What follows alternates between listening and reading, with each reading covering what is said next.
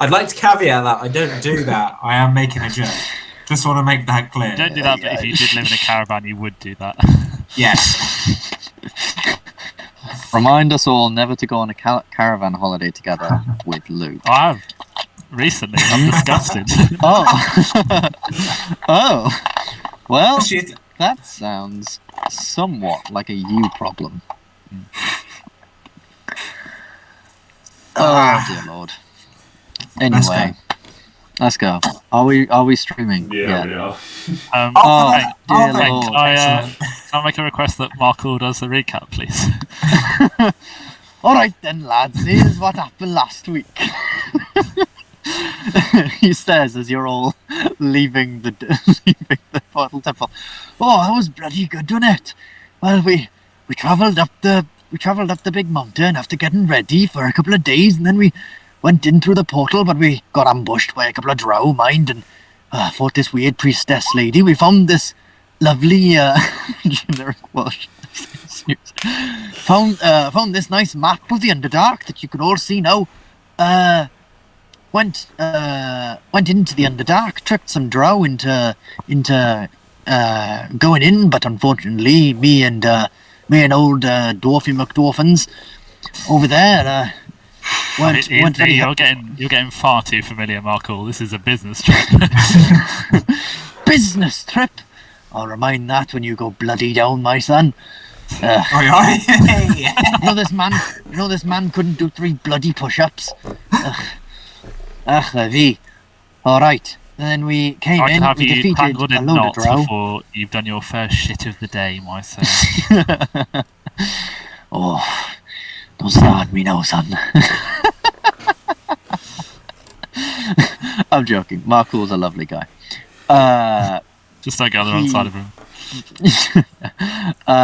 So yeah, you all essentially last session was just you guys getting ambushed by a lot of drow as you made your way into the Underdark, into these caverns of Delzaween, to go and take down Lolth, the Spider Queen, god of the drow, and priestess of Tiamat.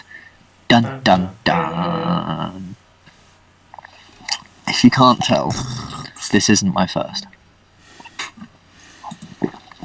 Right. It won't be its last, will it, boys? Yes, it will. My cider is empty. I only bought 2. It was sad. Oh. Anyway, are we all ready? Mm-hmm. Yeah. So, Big sad. So, as you leave the portal temple, closing the large stone door behind you, you're welcomed by a both beautiful and rather daunting sight of the huge caverns of Delzaween. Welcome to the Underdark. The portal temple is set into the cavern wall high up above the main roads. Before you, a large set of stairs winds its way down around stalagmites and rock formations to reach the main roads below. From up here, you can see these caverns are huge, easily miles wide and equally as tall, if not more, stretching as far as your eyes can see in all directions. An ambient bluish-green mist looms over the caverns in the distance, meaning you can't see more than a couple of miles ahead. From here, this cavern is somewhat dimly lit by outcrops of strange glowing fungus and beautiful growing crystalline stones, randomly glowing through the caverns. They are sparse, only lighting a short range around them, like twinkling stars in the blackness ahead. But they give the entire cavern from up here an ominous bluish glow. The road below splits off 2 ways that you can see. The road to the left leads to the Whispering Pit, as seen on the map. The road is lost through the ambient fog of the cavern and disappears into blackness. The road to the right is also somewhat smaller than the wide open space of this main cavern, closing to a circular shape around the long chasm towards the black battlefields. This area is somewhat lit by the glowing fungus and rocks, but you can also see from here dim torchlight making its way down the road in the direction of the battlefields, whatever may lie there. However, as you guys have somewhat discussed and I think have come up with some sort of plan, the area you're concerned with at the minute is straight through the middle between the diverging roads. There are both areas of pure darkness and ambient twinkling light along this path, and Sam has left, which makes me very, very sad. Very, very sad. He didn't like hearing about the Underdark. I'll wait for him to come back. He's having technical difficulties. Excellent. Oh, and so is Luke. As is Luke. Oh. Told you the Underdark, it's deadly. Picking people off one by one. Well, clearly, we're now so far away from civilization, they haven't got any Wi-Fi. Ah, I see. Reception ain't too great around here. They don't have fibre optic yet.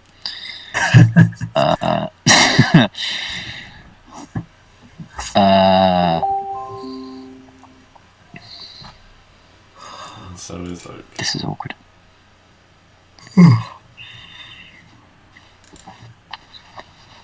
This is not ideal.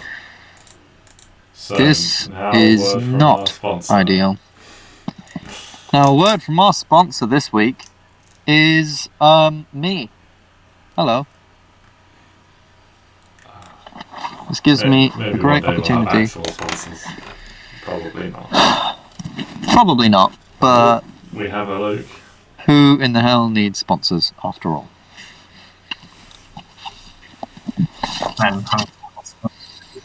We have a Luke. We still need a Sam. Hold on.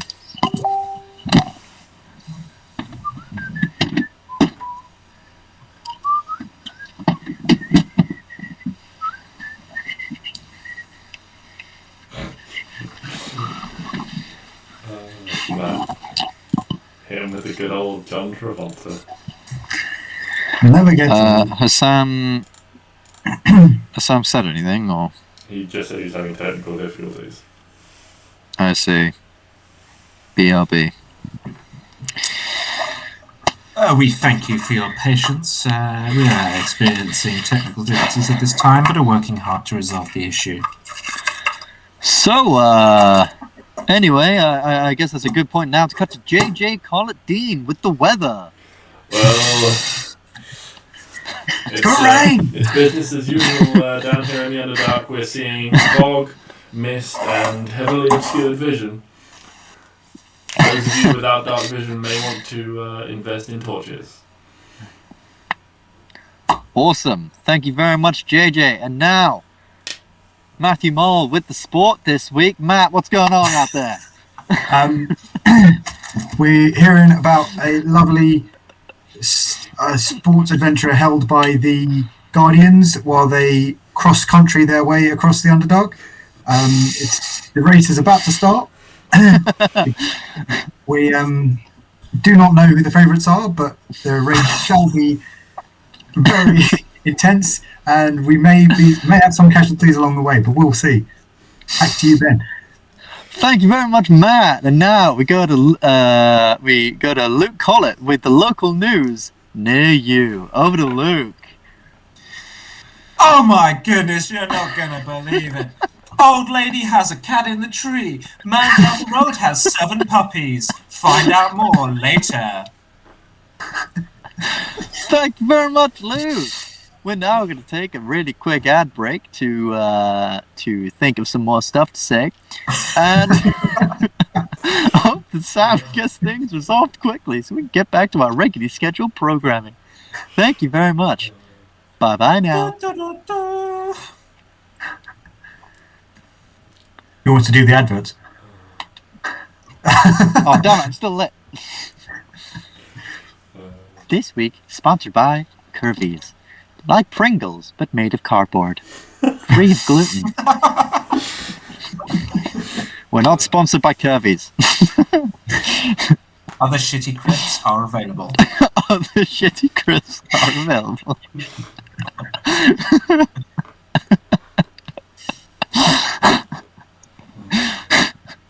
I'll tell you what I've got sitting in my freezer at the moment. Sweet potato fries. Oh, I'm so glad you didn't say it, Abby.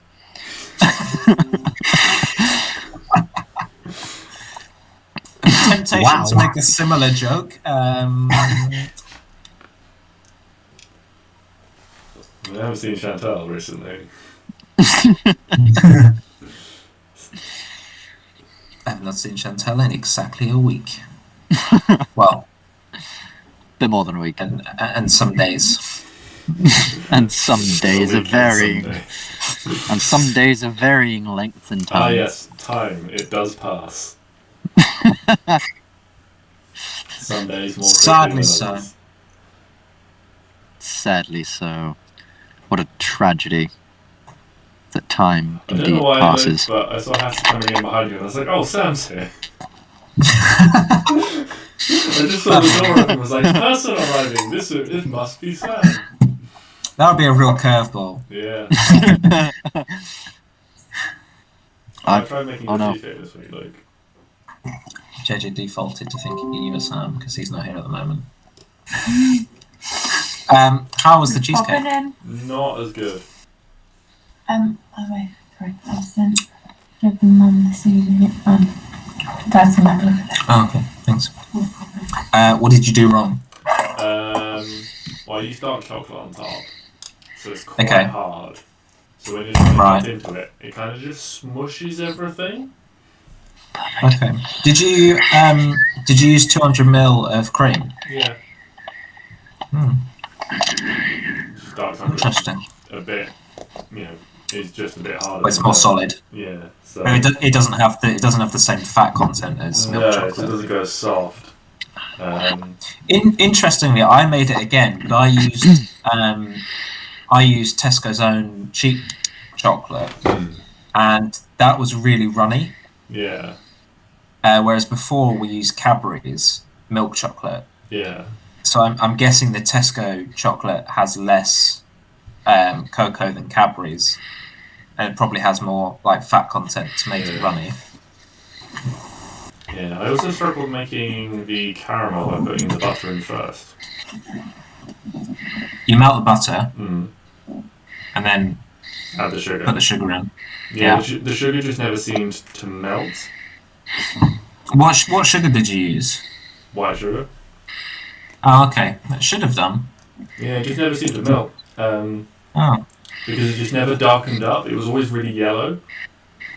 Oh, okay. So I did it again, and I put the sugar in first, and I melted the sugar directly, and then I did butter. Did to it. you simmer the? I can't remember what the recipe says. Did you simmer the sugar and then add the milk, or did you add the milk and then? Yeah. Simmered it for a long time. Because, see, Hattie said to me I'd got it wrong, and you're actually supposed to boil, like have it properly bubbling, not just simmering. Yeah, well, So I it don't know if boiled that made a for a difference. long time, and it just never seemed to. It's almost like the sugar just didn't melt within the liquids, right. and so it never darkened up. And so when it Oh, cooled that- down, it was really gritty. So I did it again, and I put sugar in. I melted the sugar first, and added the butter, Okay, fair enough. and that worked better. Hmm. So I've got a couple of things to try next time. But it was tasty. Yeah. I think the dark chocolate is a little bit. I'm not a massive fan of dark chocolate anyway. And I think that was a little bit strong. In terms Okay. of, a little bit bitter. That the flavour comes through a bit much. So I think if you do it with dark chocolate, I'd potentially do less, so the layer on top is thinner. Well, that's the whole. I'll try next time with regular milk first. Well, the whole thing with most cheesecake recipes, they tell you to add icing sugar to the like the cheese layer. Right. Whereas because I used milk chocolate and we had the caramel, Yeah. I thought if you added sugar, it would be too sweet to just have Yeah. like all of that. But maybe if you use dark chocolate, it wouldn't hurt to add the sugar because then it gives you a sweetness. Because you kind of get the bitterness from the like cream cheese, and then all the sweetness is in the caramel and the chocolate. Whereas if the chocolate's bitter, maybe you need that sweetness in the cheese. Yeah. And then I think I'll use a more plain cheese next time as well. Because I used What did you Philadelphia, which use? is quite strong. Oh, that's what I use Philadelphia. Well, I use okay. Tesco's own Philadelphia. So it was quite strong. So And This is that was going our well. cooking. And that was our cooking segment. Thank you, JJ. Are we still streaming, by the way? Yeah. Oh, God. Right, okay. Totally enjoying this.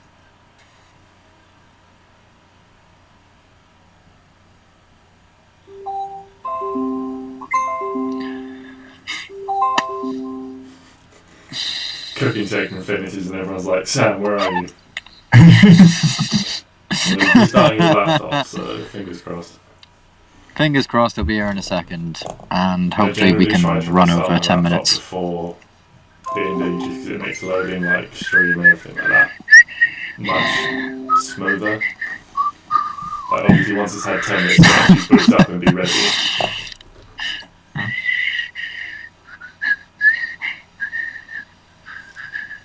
This is the music segment, courtesy of Ben Draper. Thank you very much. Take it That away, whistle. Benny. Boom, boom, tss, boom, boom, boom, tss, boom, boom, tss, boom, boom. Underdark, boom, boom, tss, boom, boom, boom, tss, boom, boom, tss, boom, boom. Underdark, boom, boom. Tss. Banging That was- tunes, lad. That was A Really Bright Day by Ben Draper. Do you come from a London, London? When women go and men plunder. You can hear the sound of thunder. Better run, you better take cover.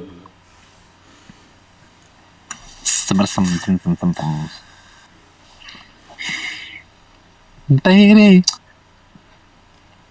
Dong dong da dong dong dong. So, The Amazing Spider-Man. Yeah. Yeah, I got.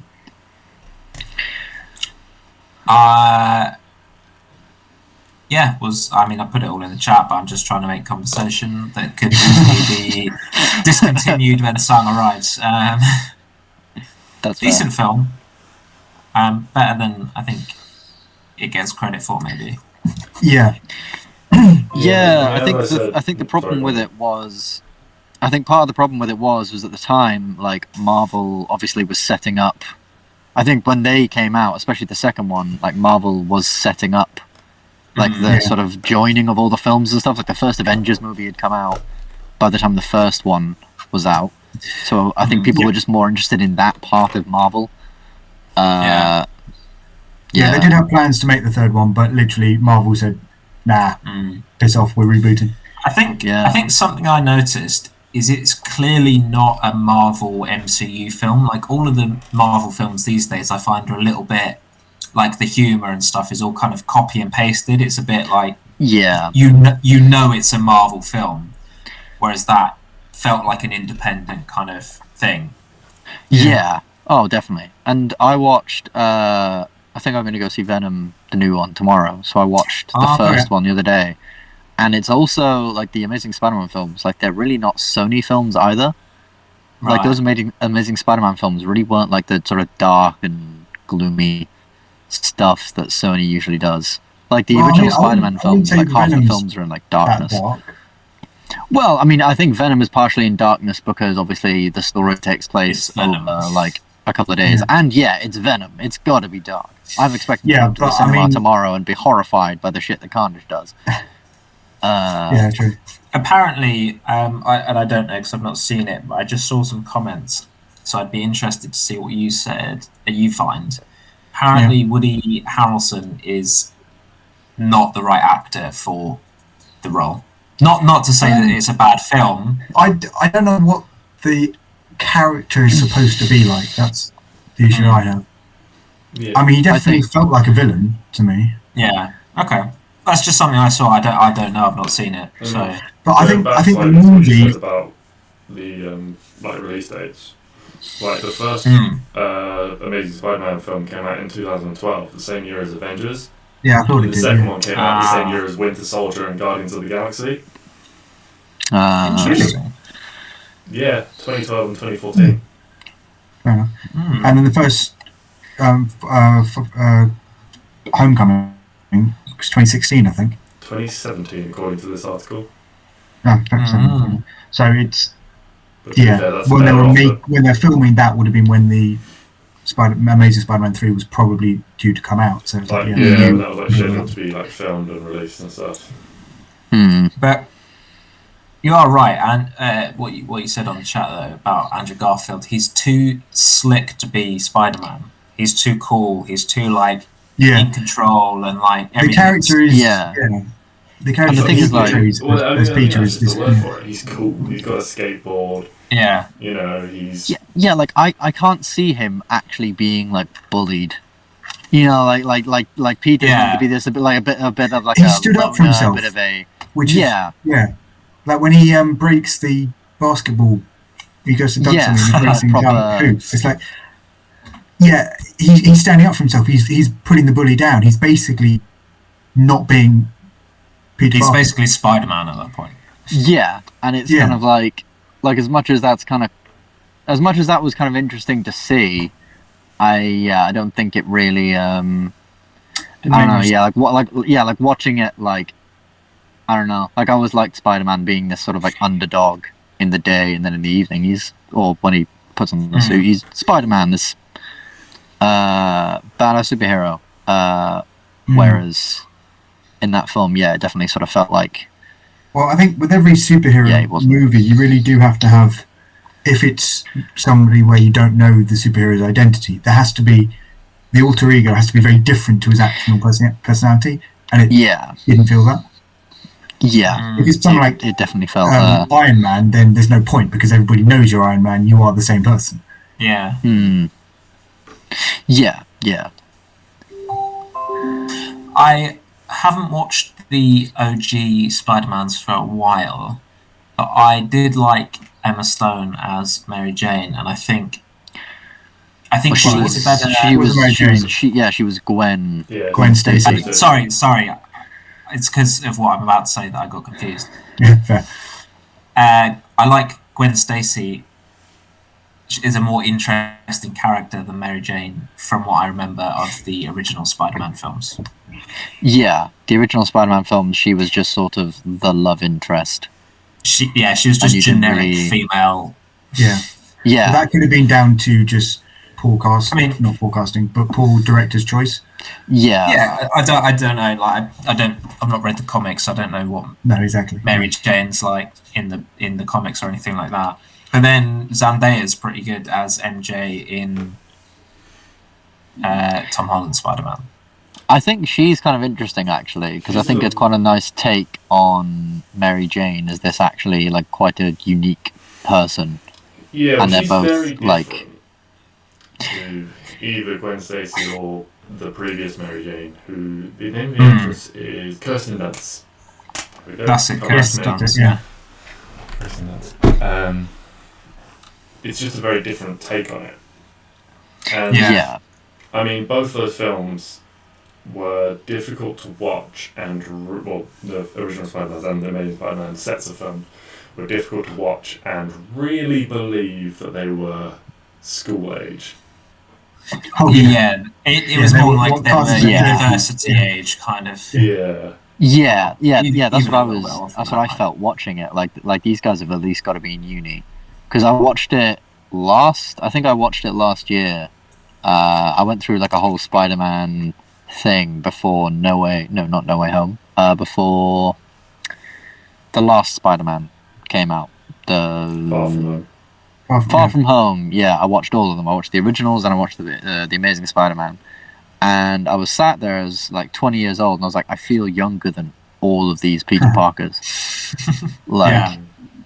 Whereas Tom Holland, like, he is like, I don't know, in his like early 20s. He's our age. So. Yeah. He would have been he's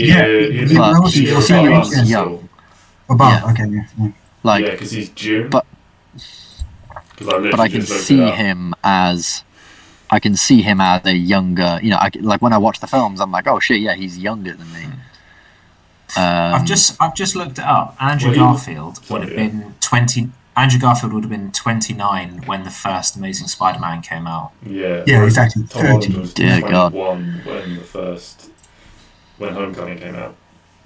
And he's got a young face and young characteristic anyway. Yeah, well, I find it funny. Well, I find it funny. So I was watching. So me and Chantal watched this show called The 100, where it's meant to be like these basically teenagers get sent down to Earth from a Earth gets destroyed. They go up in a spaceship. 100 years later, 100 teens go down to see if it's sort of inhabitable. And we found it kind of funny to figure out that on the day the show aired, so all of them are pretty young. All of them are like mid-20s maybe, so it's so they're with makeup and the way they act and stuff, it's believable that they are young. But one of the main actors, it's his like 37th birthday when the first episode aired. Jeez.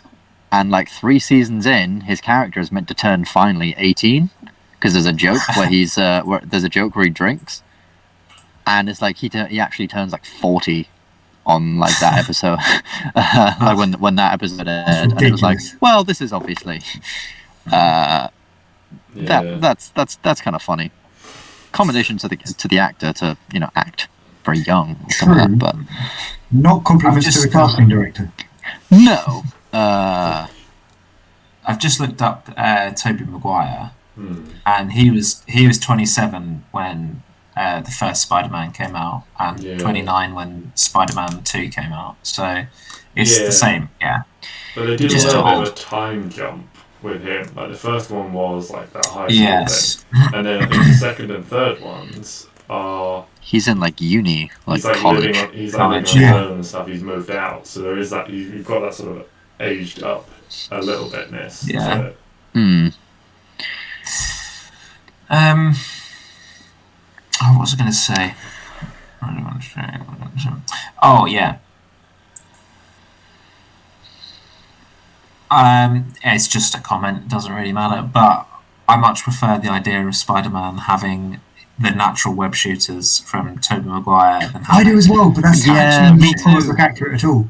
It feels Yeah. it feels more like superhero-y, because otherwise his only real powers He's he's climbing up stronger walls. and he can climb walls. Yeah. And for me, that's not Spider-Man. See, Yeah. I always thought That's like Ant-Man. yeah, because my first introduction to Spider-Man was the Tobey Maguire one. So it wasn't until much later that you really sort of get into and hear the sort of die-hard comic fans dislike. But I always thought from that his web shooters were a thing that enabled him to fire it further, not that created it. Yeah, I was similar. I thought that he could fire webs from his wrist, but it just came out just like sort of random and everywhere. And the web shooters made it into a uniform straight line of web. Yeah. Right. Whereas, similar to you, and I think like if I was ever to like make my own Spider-Verse or whatever, like there's a lot of people who did that. Like after the Into the Spider-Verse movie came out, there was like everyone did like their own Spider-Verse things. Sam's back on Roll20 at least, and That's a good sign. that is a good sign. And I think that's definitely how I would have done it, because I think it just makes more sense.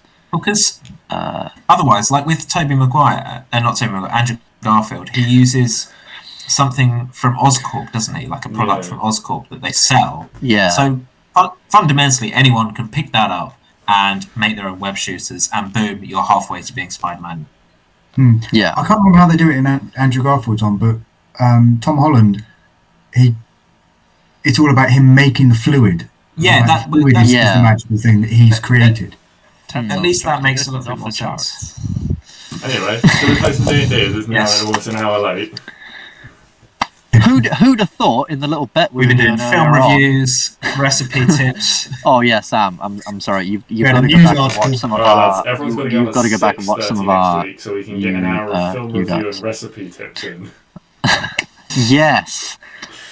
And get a bit of a better weather update, because JJ, yours is a little bit sloppy. I'm sorry. A bit of practice for next week, yeah? Come on, get with the rhythm. Wet and cold. I'll get in touch with the meteorologists and get something hashed out. Oh, God. Anyway, I think we know what's happening now. There's a big storm of Oramis coming from the north. Oramis, you put on some weight, my brother. You're looking thick. Yes, Queen. my fucking god. Anyway, back to it. As discussed this week, you guys are concerned with the path that heads straight through the middle between the diverging roads. In this area, there are both areas of pure darkness and ambient twinkling light from these sort of fungus and stones along this path. And in the distance, miles and miles ahead of you, you can see where the cavern veers off to the left towards the Glimmering Lake. Whatever lies there is giving off a visible blue glow that you can see even from here, as if the whole cavern around that side is encompassed in pretty bright light. Sort of like a beacon, almost. It looks like in the distance, sort of like emerging just around the corner. What is the marching order here? So you've got you four and Markul and apparently Artemisa Here for the ride. Apparently Artemisa. So what's the marching Are we order bringing you're everyone? heading down? Shakara, Inget, Giri. Oh, Giri's big. I will go. There's a boat here. I'm thinking third or second because I don't want to be exposed to any sort of melee combat. I think it I'll makes go sense third. if either Doc or I goes first because we have dark vision. So I have dark vision. No, you don't. I do. he actually Since does when? now. Since I got my arcane eye, Oh, which is my other name for my penis. Oh, you've only just got that. Yeah, I That know. explains so much. Why did I have 35 with no children? No, my arcane eye, I can choose an ability after every long or short rest. And I've got dark vision. I can see invisibility up to a certain distance, but I can only have Like one at 10 a time. feet. Ooh. I can see people on different planes, Yeah, you can see into the ethereal plane. and I think the other one is understand and speak any language. Yeah, Something you can like read or write. You can read, write, and speak any language. that. Yeah, Which is pretty cool. So I'll go third. Alright. Cool. I'm happy to go first. Okay. If you I guys. might come in second then. Yeah, you go second, and then the clerics will bring up the rear. Can we, Markul can will we- offer to sort of wade at the back, Yeah. very back of the group. Can we immediately find somewhere to have a long rest, please? No. Yeah. So What time of day is it? Is a day a thing here? So when you left, I believe when you left towards the cavern, I believe it was fairly early morning. It took you a couple of hours to walk there. It's been about an hour of you guys looking through the temple on the previous side of the portal, and the temple on this side, and doing a lot of fighting and stuff. So I would probably say it's maybe now around 12 o'clock in the afternoon. Oh, good. Okay, well, let's march then. shall we? Midday. Yeah. It was Yeah, also pitch always black. time Is here. it difficult for us to tell time? Yeah, like Not if you got a watch. like there is. Do you have a watch? There is nothing Yes. down here to indicate the passage of time, and Just maybe the you'll length find of out Oramis' more about that beard stuff growing. later. Obviously, like, I will tell you how long it is until you can take a long rest again, because you can only take one of those every once a day, something like that. Can I use some But hit in dice terms then of to- day and night, You can take a short It's rest. kinda as a different. midnight if you want, yeah. yeah. I mean, if you want to, you are currently right outside the front of the temple doors. You haven't even gone down the stairs yet. You did, let's if you find some. remember. Yeah, if you remember. So you tricked some of the drow. 2 drow and 2 of these weird little white goblins with no eyes. Oh, we don't want to be here because they will yeah. realise quite quickly that Yeah, whatever they. killed the things outside will be in Well, we here. killed some drow on our side of the portal, but might keep them busy for a while exploring to find the source of that. So, We also left all the bodies there as well, so they're going to know that someone's come in, aren't they? well, yeah, if they come back through, they'll potentially find the bodies on this side. So, yeah, I think we should get away, but we've got. I don't think we've got time for a short rest, but I think we've got. I want know, to get away. Yeah. Well, based on the map, this bit up to the Glimmering Lake doesn't look like a well-trod path, so I think we might be able to find somewhere to rest there Yeah. Yeah. without any creepy Yeah. crawlies coming our way. Yeah. Oh, So- don't say that. It's all about the pincers. Make your way down the stairs, and to your luck, there are seemingly no shifts of drow or durgar coming up and going to and from the portal. You take this advantage, and you make your way down the stairs very, very quickly, emerging on the road below. It takes around 10 minutes or so to reach the bottom, and from there, you can set off down this fairly sort of sparsely cobbled road. You can tell that there was once a lot of work done to these roads, but it's been quite a while since. And I mean, you have no idea what. Am I right? And you have absolutely no idea what kind of stuff goes along this road other than drow and durgar and things like that.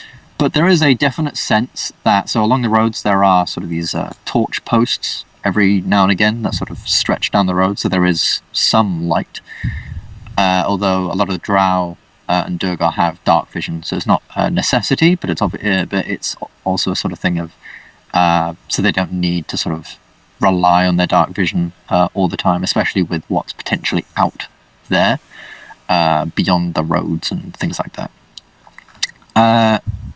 How are you traveling? Are you traveling fairly quickly, or so I'll say because Mazzy has chosen this as your favorite as his favorite terrain, I'll say you don't have to travel slowly to roll for stealth if you wanted to roll for stealth.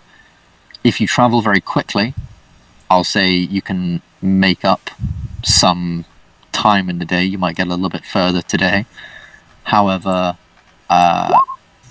there would be a penalty to passive perception and perception checks and things like that. That's really good, Luke. Well, That's excellent, Luke. What have you put in? It's just abjuration components VSM. I don't even know what that is. I'm trying to put in my spell, Ben. Not to use. I'm just trying to add it to my spell list. I see. You click on the cog to edit it. Anyway. Cog? Hold on. That's fine. It's one of my favourites, actually, Luke. I In think your you're spell using it very set, well. click on the little eye, and then you can click on the cog. Yeah, hold on, Luke. I'll add it for you now. Thanks. Literally Some of Oramis' finest work. Literally in 3, 2. If you just Boom. hold your hands out and shout magic, does it work? There you go. It is now added to your. It is now added to your spell list. So yeah, how are you traveling? Are you traveling medium or quick pace? I think pretty quick away from here. Away from there, yeah. But I think once we get off the beaten track, we can be a bit more. We can move with a bit more speed. Yeah, Still so maybe- trying to be stealthy. So if we're in this X here, maybe quickly across here, and then one across like this open section of cavern, and like so quickly across here, and then once we sort of get into this where it starts to narrow, we'll slow down a little bit. Yeah. I mean, I've now obviously set it that so that section any of is you guys very can wide. control this. Can control this little token, by the way.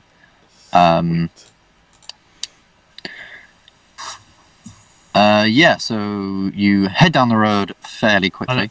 These dotted lines, are they like marks? They you know, are- you get them on they are medieval the- maps. yeah. Are they like trodden paths? Basically? Yeah, they are the main sort of roads that I was talking about. These dotted Yeah. lines. Anything beyond them or outside of them, you are obviously not on the roads, and generally, you know, you got no idea. The only light source outside of that area is this sort of like glowing fungus and stones and rocks and things like that.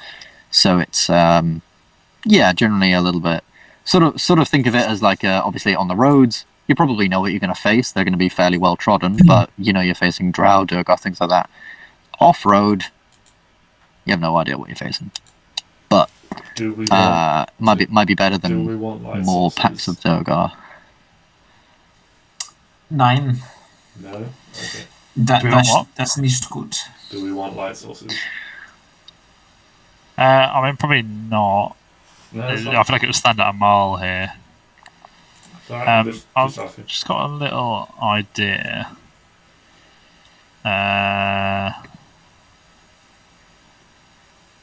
I think I can ritual cast. Oh, it's only an hour though. Yeah, never mind. I can ritual cast a Find Familiar, which I could sort of use to scout ahead, but it's only an hour, so it's not really worth it at the moment. Maybe if we get somewhere, I could use it. No, but- Find Familiar takes an hour to cast. Oh, does it? Yeah. Yeah. Oh, does it? Do I get longer with it then? You get until you dismiss. Like you can do a bunch Okay. of stuff. Like if the Well, familiar if we is sit down effectively for a rest, then I'll summon it then. But there's no point now. We'll just keep moving. If the Okay. familiar is essentially killed, then you have to re-summon it. But other than that, you can like dismiss it and bring it back as long as it is alive, so to speak. Mm. It lasts infinitely, basically, as long as nothing damages it. Oh no! So, you are heading along the road, and the road for the minute is fairly calm. Heading pretty quickly, you're trying to make some headway. Markul is sort of following on decently behind. He's very clearly quite nervous of, being down here. But he's sort of marching on, pushing through it. And it's after a couple of minutes of sort of trotting down this road, the Oramis, obviously being at the front, you would notice this small box in the middle of the road. Oh no! This little box on all faces has these little illustrations of goblin faces, each smiling very, very wide. Oh no! Each sort of smiling very wide, and on the side is a little crank, much like you have seen before. If you want to live, you don't open that box. It could be a boon from good old Dolus. Oh, I doubt it. Maybe. Can I pick it up and investigate it? You can, yes. You pick it up. Can we all move 10 feet back from this? I might just get an arrow out, just aim it slightly at the box, just in case. Yeah. Are you holding an action in case something comes out? Or... Yeah, I generally am, I think. Okay. Sensible. Okay. You hold an action, ready for if anything comes out. Oramis, you pick up the box. It feels quite lighter than the previous one that you held. It doesn't seem like there's really anything in there, as though you're like shaking it around and feeling. But there is this crank on the side, and you can hear some of the sort of contraptions inside that would make the noise sort of rattling about as you're holding it. Images, are they regular or are they these white ones we saw earlier? No, these are regular, and you can definitely tell, especially from the top one, that this is something of... Actually, make me a religion check, real quick. Alright, I have good religion. I should hope so. So Yeah, you can identify these images as images of Dolus. As weird as they are, these goblin sort of faces, like one smiling, one sad, one sort of winking, things like that. Yeah, you open it, so you grab the crank, and you start to think, ding, ding, ding, ding, ding, ding, ding, ding, ding, ding,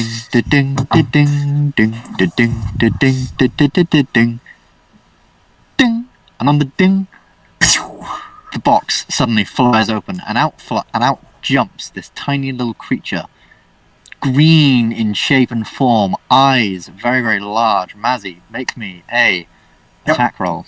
We are definitely borrowing at this thing. You fucker! He's absolutely let me just just- murdered my familiar. Your gift. It's only a 15. What's the familiar? Did I miss you, say? Roll the damage as it hits. You fucking wow. murdered my familiar. He hasn't murdered your familiar by Oh, 3 points. Oh, so if he'd have rolled, if he hadn't rolled shit, it would be dead. Yeah, if you'd have rolled anything like a 3+ on a d8, yeah, this familiar is gone. Can yes, I shout at Mazzy and like cuddle this thing and start stroking it, being like, "It's okay, it's okay." just pull the arrow out of it. No, because then it'll bleed out. Okay, pull the arrow through. What do you want to do? I'll say leave it with in only 4 damage, the arrow just sort of skims past it as it leaps up, and it seems to sort of grab onto Oramis's coat and pull itself like really, really close into his chest.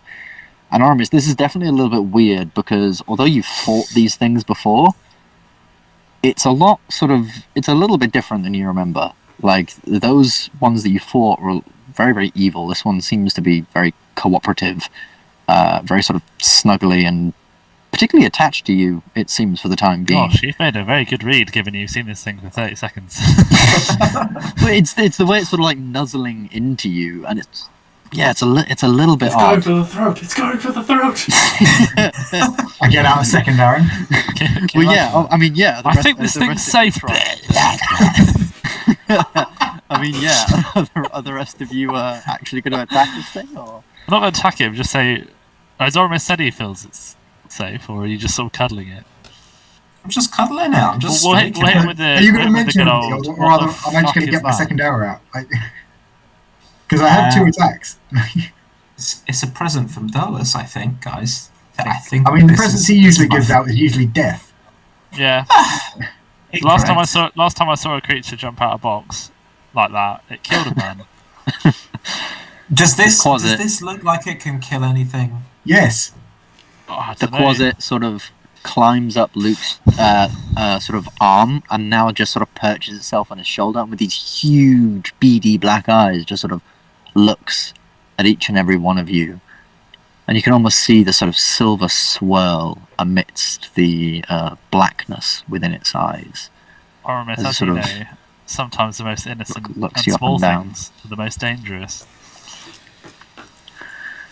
Don't listen to him, Smooshy. Jumps up into Oramis. And with that, it seems to fade away. And as it fades away, you can see this sort of glimmering... It sort of fades into this glimmering silver dust and sort of transports itself down into your arcane focus. And yes, you can now cast Find Familiar at will once a day to earn your little Quasit friend, or whatever form you would like to turn it into. All I'm saying, Luke, is Shakara's not going to be happy that she's not the main animal in this campaign. And I think if the Quasit and Shakara have a fight, I think we all know who's winning. Can it fly? Yes. It can. It can turn into a bat-like creature and has a... Actually, hold on. I was wrong before. Mazzy's bow isn't magical, therefore it only took 2 damage. Boom. Bloody Quasits, I'm immune to everything. Can you imagine if he'd killed it and then you just remembered? And yeah, he suddenly comes back to life. The Quasit remembers it's immune to resistant to non-magical damage. And it's also one of resistant Dallas's to classic cold. jokes. It's also resistant to cold, fire, and lightning damage. But not radiant. This thing has some resistant damage. Not radiant, no. Or fire? No, yeah, I just said fire. It is resistant to fire. It is resistant to fire, yeah. And it's immune to poison damage. It is. Oh, Poison we'll damage. Any of you have I'm poison. only Definitely You can a creature see- of Dolus, then. It has 120 feet of dark vision. Oh my. Yeah. And it can transform Very into a bat, a centipede, or a toad. Well, So- we know it's definitely never changing into a centipede, then. No. That's 4 familiars in one. Yeah, boy. Yeah. That's why I chose it. I mean, It you also can get a has bunch of different advantage forms on from- saving throws, but yeah, Alright, should we head on? This seems perfectly normal. you can. Yeah, you can. You can head on. As you're pushing on, you see the point in which you should turn off, and it's in fact just luckily enough, because as you're sort of rounding the corner, you can see a set of torches in the sort of vast distance, but there is a group seemingly coming your way. So you're able to get away from this group and make your way out towards the Glimmering Lake. Now, this area that's not sort of on the path, like I said, is filled with sort of this fungus in some spots and these sort of crystalline rocks that glow in others, and it does allow you to see somewhat, but none of this place has been tended to, and none of this place, you think, has been visited in quite a while.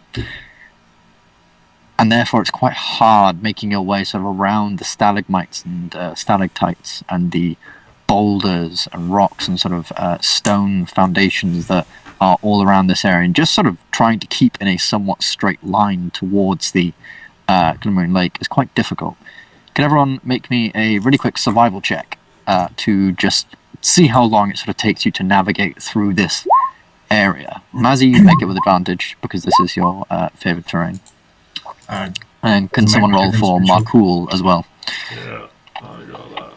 So the second one's Marcool's. Oh no.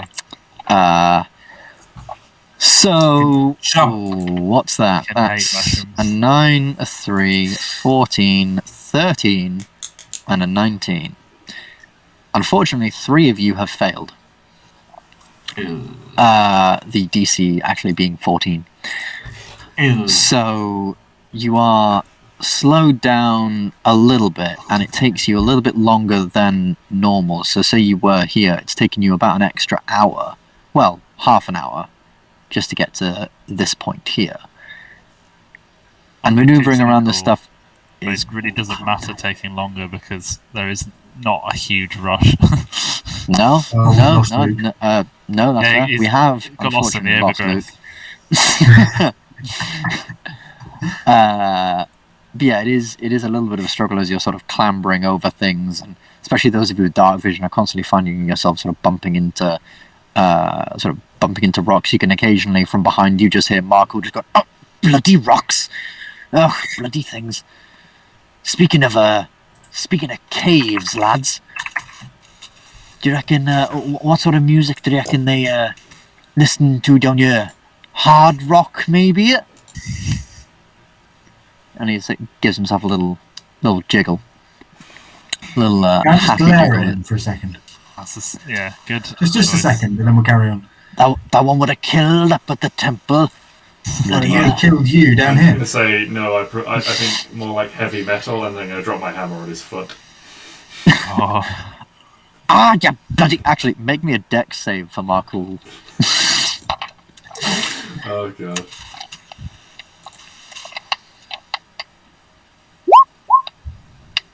I'll say with a 13, he manages to move his foot out the way, but there is a heavy clang, and he just looks at you like, all right, I see everyone's lost their sense of humour down here then.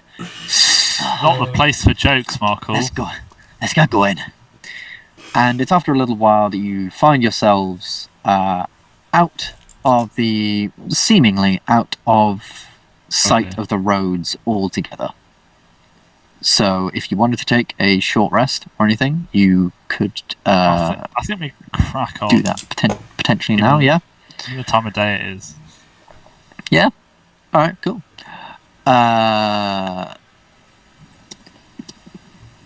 If everyone's so- okay with that. Yeah. That's fine. Yeah.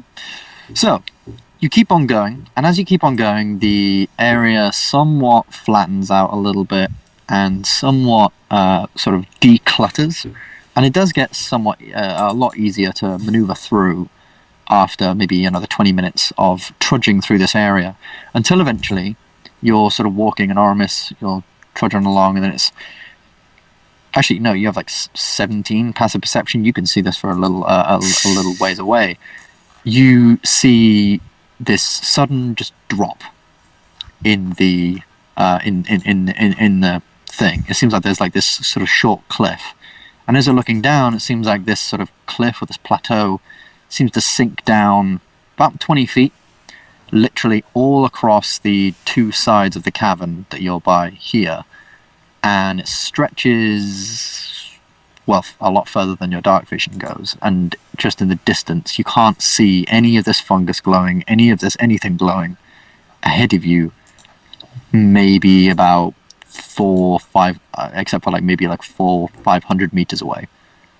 So this is sort of just an open, lowered bit of darkness, essentially.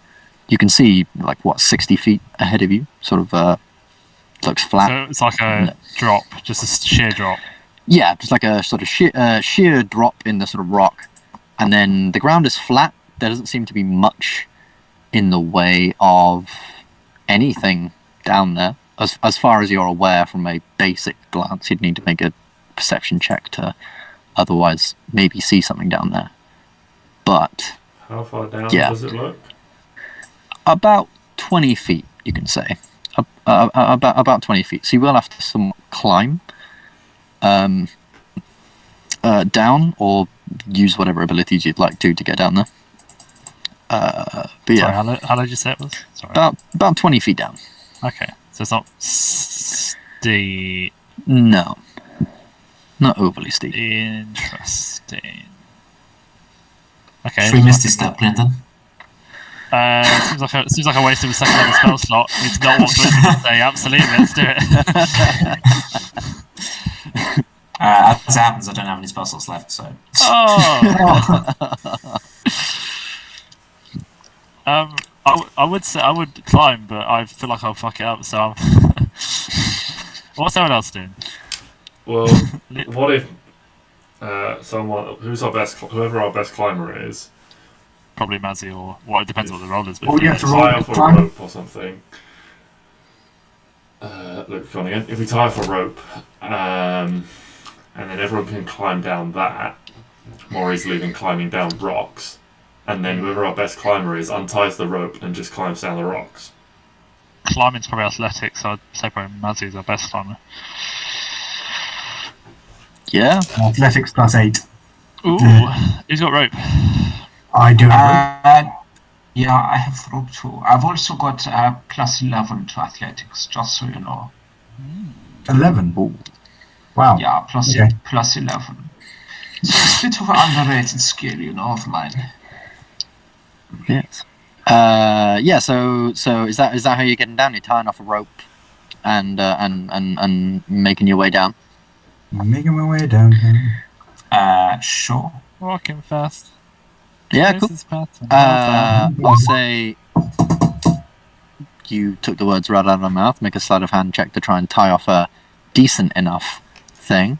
As Oramis a will say. sailor. As a sailor, I'll Luke, say I'll yeah. remind you With of when you tied up those talons and they literally just went, ha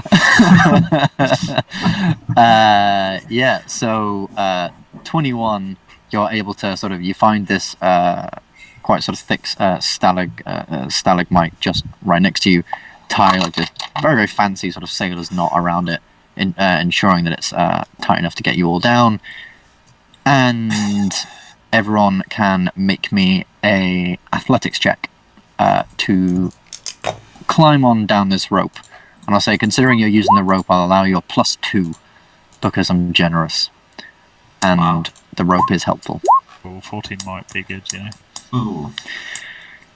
Glyndon. It's not terrible. Oh. Doc. Oh, Doc followed by Doc followed by my cool. So, are you going down in the marching order, or are you going push left? Max Or in. Probably. Yeah. So I Oramis, don't know if we'd send Glyndon first. No, in the marching order. Glyndon's, So me first, So Glyndon's Mazzy. third. Well, I thought Oramis was going last, so he could untie the rope and climb down the cliff. Oh, behave. That way we don't leave the rope behind and don't leave... So what have you done? You've tied off a rope. and we're How gonna go deep down. was it again? Sorry, Ben? 20 feet. 20 feet. I might do it because I've got my boots that can carry me down 15 feet of movement, and then I can just jump the last 5 feet. Oh, Yeah. interesting. Yeah, Yeah. Yeah, okay. All right. Aramis, All down right, you go. easy. Oramis first. All right. Easy enough. So, Oramis first. You're able to very, very easily and very, very skillfully climb down this rope. Mazzy's going last. Glyndon, you go down, and you do go down just a tiny bit too fast, landing. I've heard that before. You've seen it, mate. Landing. Oh, that's, yeah. Landing quite hard, sort of on your ankles, and you do sort of stumble a little bit. You take 1 point of bludgeoning damage. Oh, jeez. Oh, bloody Ooh. no. Oramis knows what that nat 20 performance is for. Fuck's sake. Sorry, God. 1 point of damage. Bludgeoning damage. There's gonna be a One dock on a point of 14. bludgeoning damage. On 14, there's gonna be a dock-shaped hole in the floor. But oh bloody no! A stalagmite falls on your head, Glyndon, and you die. What, just I'm because I'm a homosexual, Ben? I see how it is. don't do me like that, sir. I'll do you no. how I want, Ben. With a nat 20. Right, sorry, Karen. No, Very so sorry. yeah, first Oramis slides down, no problem. Glyndon goes down with a bit of a thud. Doc, you go down. Yours is a little bit worse. You take 3 bludgeoning damage as you land quite heftily on the ground. But I did give a +2, so it's 11. So it's not below 10. It's not too bad. And finally, followed by Markle, who very sort of skillfully sort of abseils down this area. Finally, leaving Oramis to I'll keep you 17 athletics. No, sorry, not Oramis. Mazzy. Leaving Mazzy to go down with his boots of skyward step, able to get down pretty easily. Mazzy, just make me a really quick. I'm going to say just a general dex save. As none of you have said you're lighting torches, and you don't have dark vision, so you have no idea how far down you're going. If he said it now, Matt, he's going to fuck you for the rest of this campaign. Yeah, But I'll roll pretty high for that. But yeah, you very, very easily you sort of go down this 15 feet, and then obviously once your boots have sort of done their distance, you assume, okay, the floor's somewhere near here. I tell you what, I can hear. I'll be able to hear them. I hear everyone else like Lamenting his bickering. bruised knees. Yeah, and Yeah. Oh. And you are now down on this. You are now down on this quite flat area. You have your 30 feet of rope back. Is there anything anyone would like to do immediately? I just have a look around. This seems a bit of a weird geological feature. Yeah. Yeah. Make me a perception check. I'm going to light a torch so that I can see. Excellent. Good. Yeah, make me a perception or investigation if you're sort of always. looking around. The lighting lights, Markle will light up his shield. Yeah, that's the cool. light Markle's shield Light up. lights up brightly. I do that after Mazzy lights his torch. Yeah, Mazzy lights up a torch, and then Markle will just sort of tap his shield and go, "Aye, bloody eyes, am I right?" I'm quite attached to mine. Lighting the area, yeah. So Glyndon, with an 11 investigation, you're able to find around the place. It's a bit weird. You're still a little bit sort of nervous and cautious about the area, and you're sort of trying to think to yourself, this is a bit of a strange archaeological feature, but you do find a couple of bodies or figures. Really don't like this. Lying on the ground. Or at least you can just see them about sort of 20 feet ahead of you. About 20 feet. I don't think 20 feet ahead. fireball. I think we adopt a defensive approach and we just try and move across here quickly. Sounds good. I'm in need of a rest, so. Yeah. So I'm thinking some sort of circle, maybe myself in the middle. I don't know who else wants to go in the middle, and then we just all like hold an attack or something, move through. Hold what? So like a sort of in formation, just sort of push through this area. Yeah. Quietly. Hmm. Maybe Quietly? someone could cast some kind of pass out trace or something. Maybe like that. somebody could. It's a good idea if we're going to have a rest after as well. So there's I only several have one bodies pass that trace left. lying on the ground. There are some. Glyndon has informed you that about 20 feet ahead of you, there are just some figures or bodies or something lying on the ground. He doesn't tell you how many there are. He just sort of notices it out of the corner of his eye. It's about all he'd get for 11. Are we moving through? Yeah. Yeah. Shall I pass without trace? Yeah. Ben, can I investigate the bodies as we go past? Yeah, sure. Trace without pass. Oh, this is fantastic. That's a 3 and that's a 4. So you form up, I'm assuming in a similar formation to the marching order, but maybe instead sort of obviously Gylndan in the middle and a bit more sort of bunched up. Yes, I would say so. And you're able to move across. And Doc and Marcool, considering you're at the back, can both of you just make me... Actually, wait a second before you make me a perception check. Gylndan, you walk up to these bodies, and Oramis as well. Oramis, you don't really take much notice of them as you're sort of passing by, trying to keep ahead of everyone. But Gylndan, you take a little bit of a better look. They are drow. There is not much left of them. What, like flesh eaten? No, weirdly. I mean, you got a 12, so I'll say this. It doesn't look like anything has harmed them, as far as you're aware. But they are basically almost skeletons at this point. It's been dead for a long time. There's no marks on the armor. There's no anything like that. Their skin is a little bit sort of weird and discolored, but given the dim light, you're not able to discern much more than that. I think we really want to move through here. Yeah? At some pace.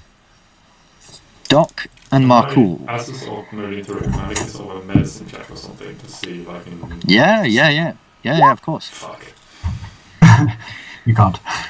9. Yeah, you're looking at these guys and you're I like, can well... confidently say they are dead. Yeah, you can confidently say that they are dead. They haven't been dead that long. I'll give you that. They're dead and they haven't actually been dead all too long. Maybe a couple of days. Maybe a couple of days to a week. Maybe. Skeletons after a few days. A week, yeah, that's not good. I don't really feel like dying down here. It's not so much like the dying, it's also just like what can kill someone. Yeah. Like, it's just like almost sound like I killed it with a mind attack or something. But then why is it a skeleton? I don't know, just run. Doc, Stop thinking, get out. because you made the medicine check, I'll actually say, can you just roll a real quick perception check for Marcool? Yeah. Oh, Marcool, our life's in your hands. Marcool is dead set focused on keeping charge and keeping sort of formation. And as you're sort of moving across, so do you say you're like moving quite quickly, like you're running? Or are you just sort of walking briskly? Jogging, because we're going to taking be the careful time while we to step. sort of examine and look at these things, probably fairly slowly. Yeah. We did say we're going to go quite quickly and then slow down, so... Okay. Let me just roll a couple of dice. Okay, so as you're walking through this area, and obviously Marcool at the back, followed by Doc, Gylndan in the middle, and Mazzy and Oramis sort of keeping the front. But you can very suddenly hear a scream. Oh, okay. Marcool's scream, in fact. It's just this horrifying, gluttonous sort of like almost like coughing, like he's struggling for breath, and in this struggle for breath, he's crying out in pain. You all turn around, and without even you noticing, this, like, dead silent, there is no noise, but a large cloud of greenish-yellow gas seemed to form behind you, rolling from the sort of cliff face that you are at, and it's moving at some pace. It is moving a lot quicker than you guys currently are. And it's keeping on going. We need to act quick. Is Marcool in it? Marcool, I'm going to say, is currently just like in it, and it's just sort of at him, and you can see like he is crying out in this pain, and he's sort of like rubbing his sort of skin, like nothing's actually hurting him, but he is definitely in a lot of pain right now. can you take 12 points of acid damage from Markul? Luke, have you heard any of this, Luke? Nope. No. Luke, have you? Yes, hello. Have you heard? Did you hear all that? No, I'm discussing job application. Okay, I see. we're in trouble, but carry on with your job application. Carry on with your job application. I will just ask everyone really, really quickly. If you want to try and outrun this gas that's slowly creeping towards you, What's the other option? to make me an athletics check to see how Told you. quickly Sorry, what did you To say was creeping see- towards us?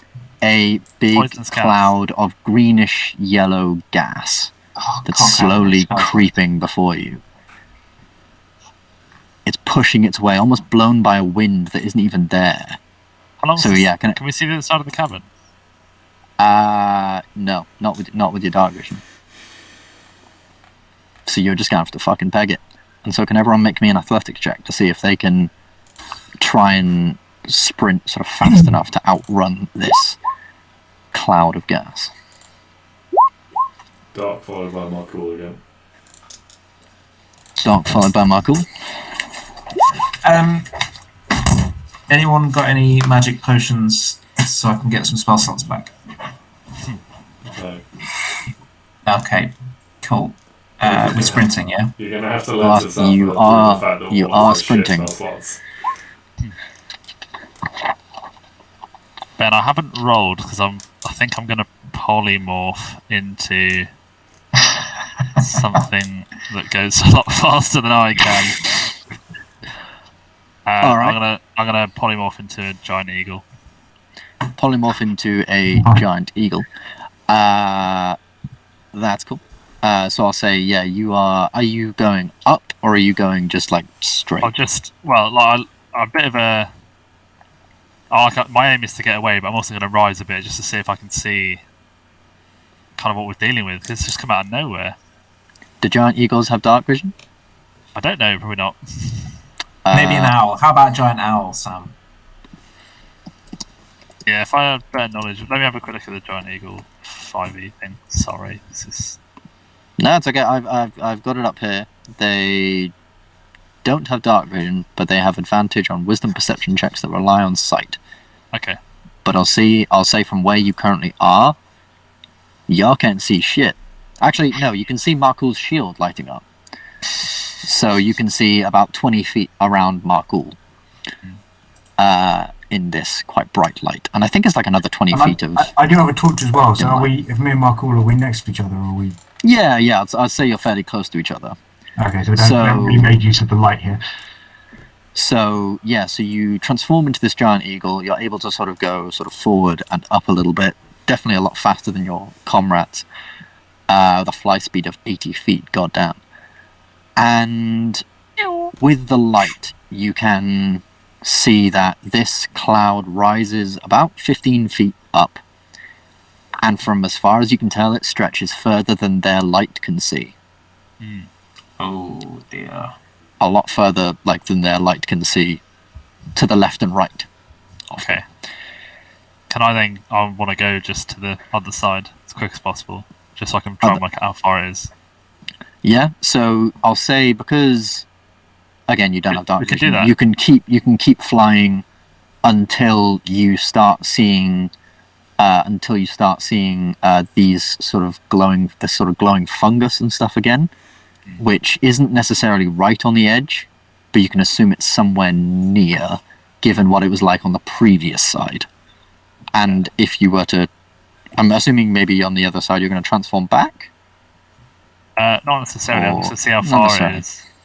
Okay, so from here, travelling over to the areas of light on the other While side, I'm going about there, you 500 can do, meters. Yeah, you can do the other people's go if you want. Yeah, of course. So, That's quite far Markul and Doc, you are both... so Markul, sort of feeling this sort of creeping just along his back, reacts very, very quickly and sprints ahead, shouting at everyone to fucking peg it. Doc, you heed his thing and run directly past him. But Mazzy and Oramis, you guys aren't quite capable.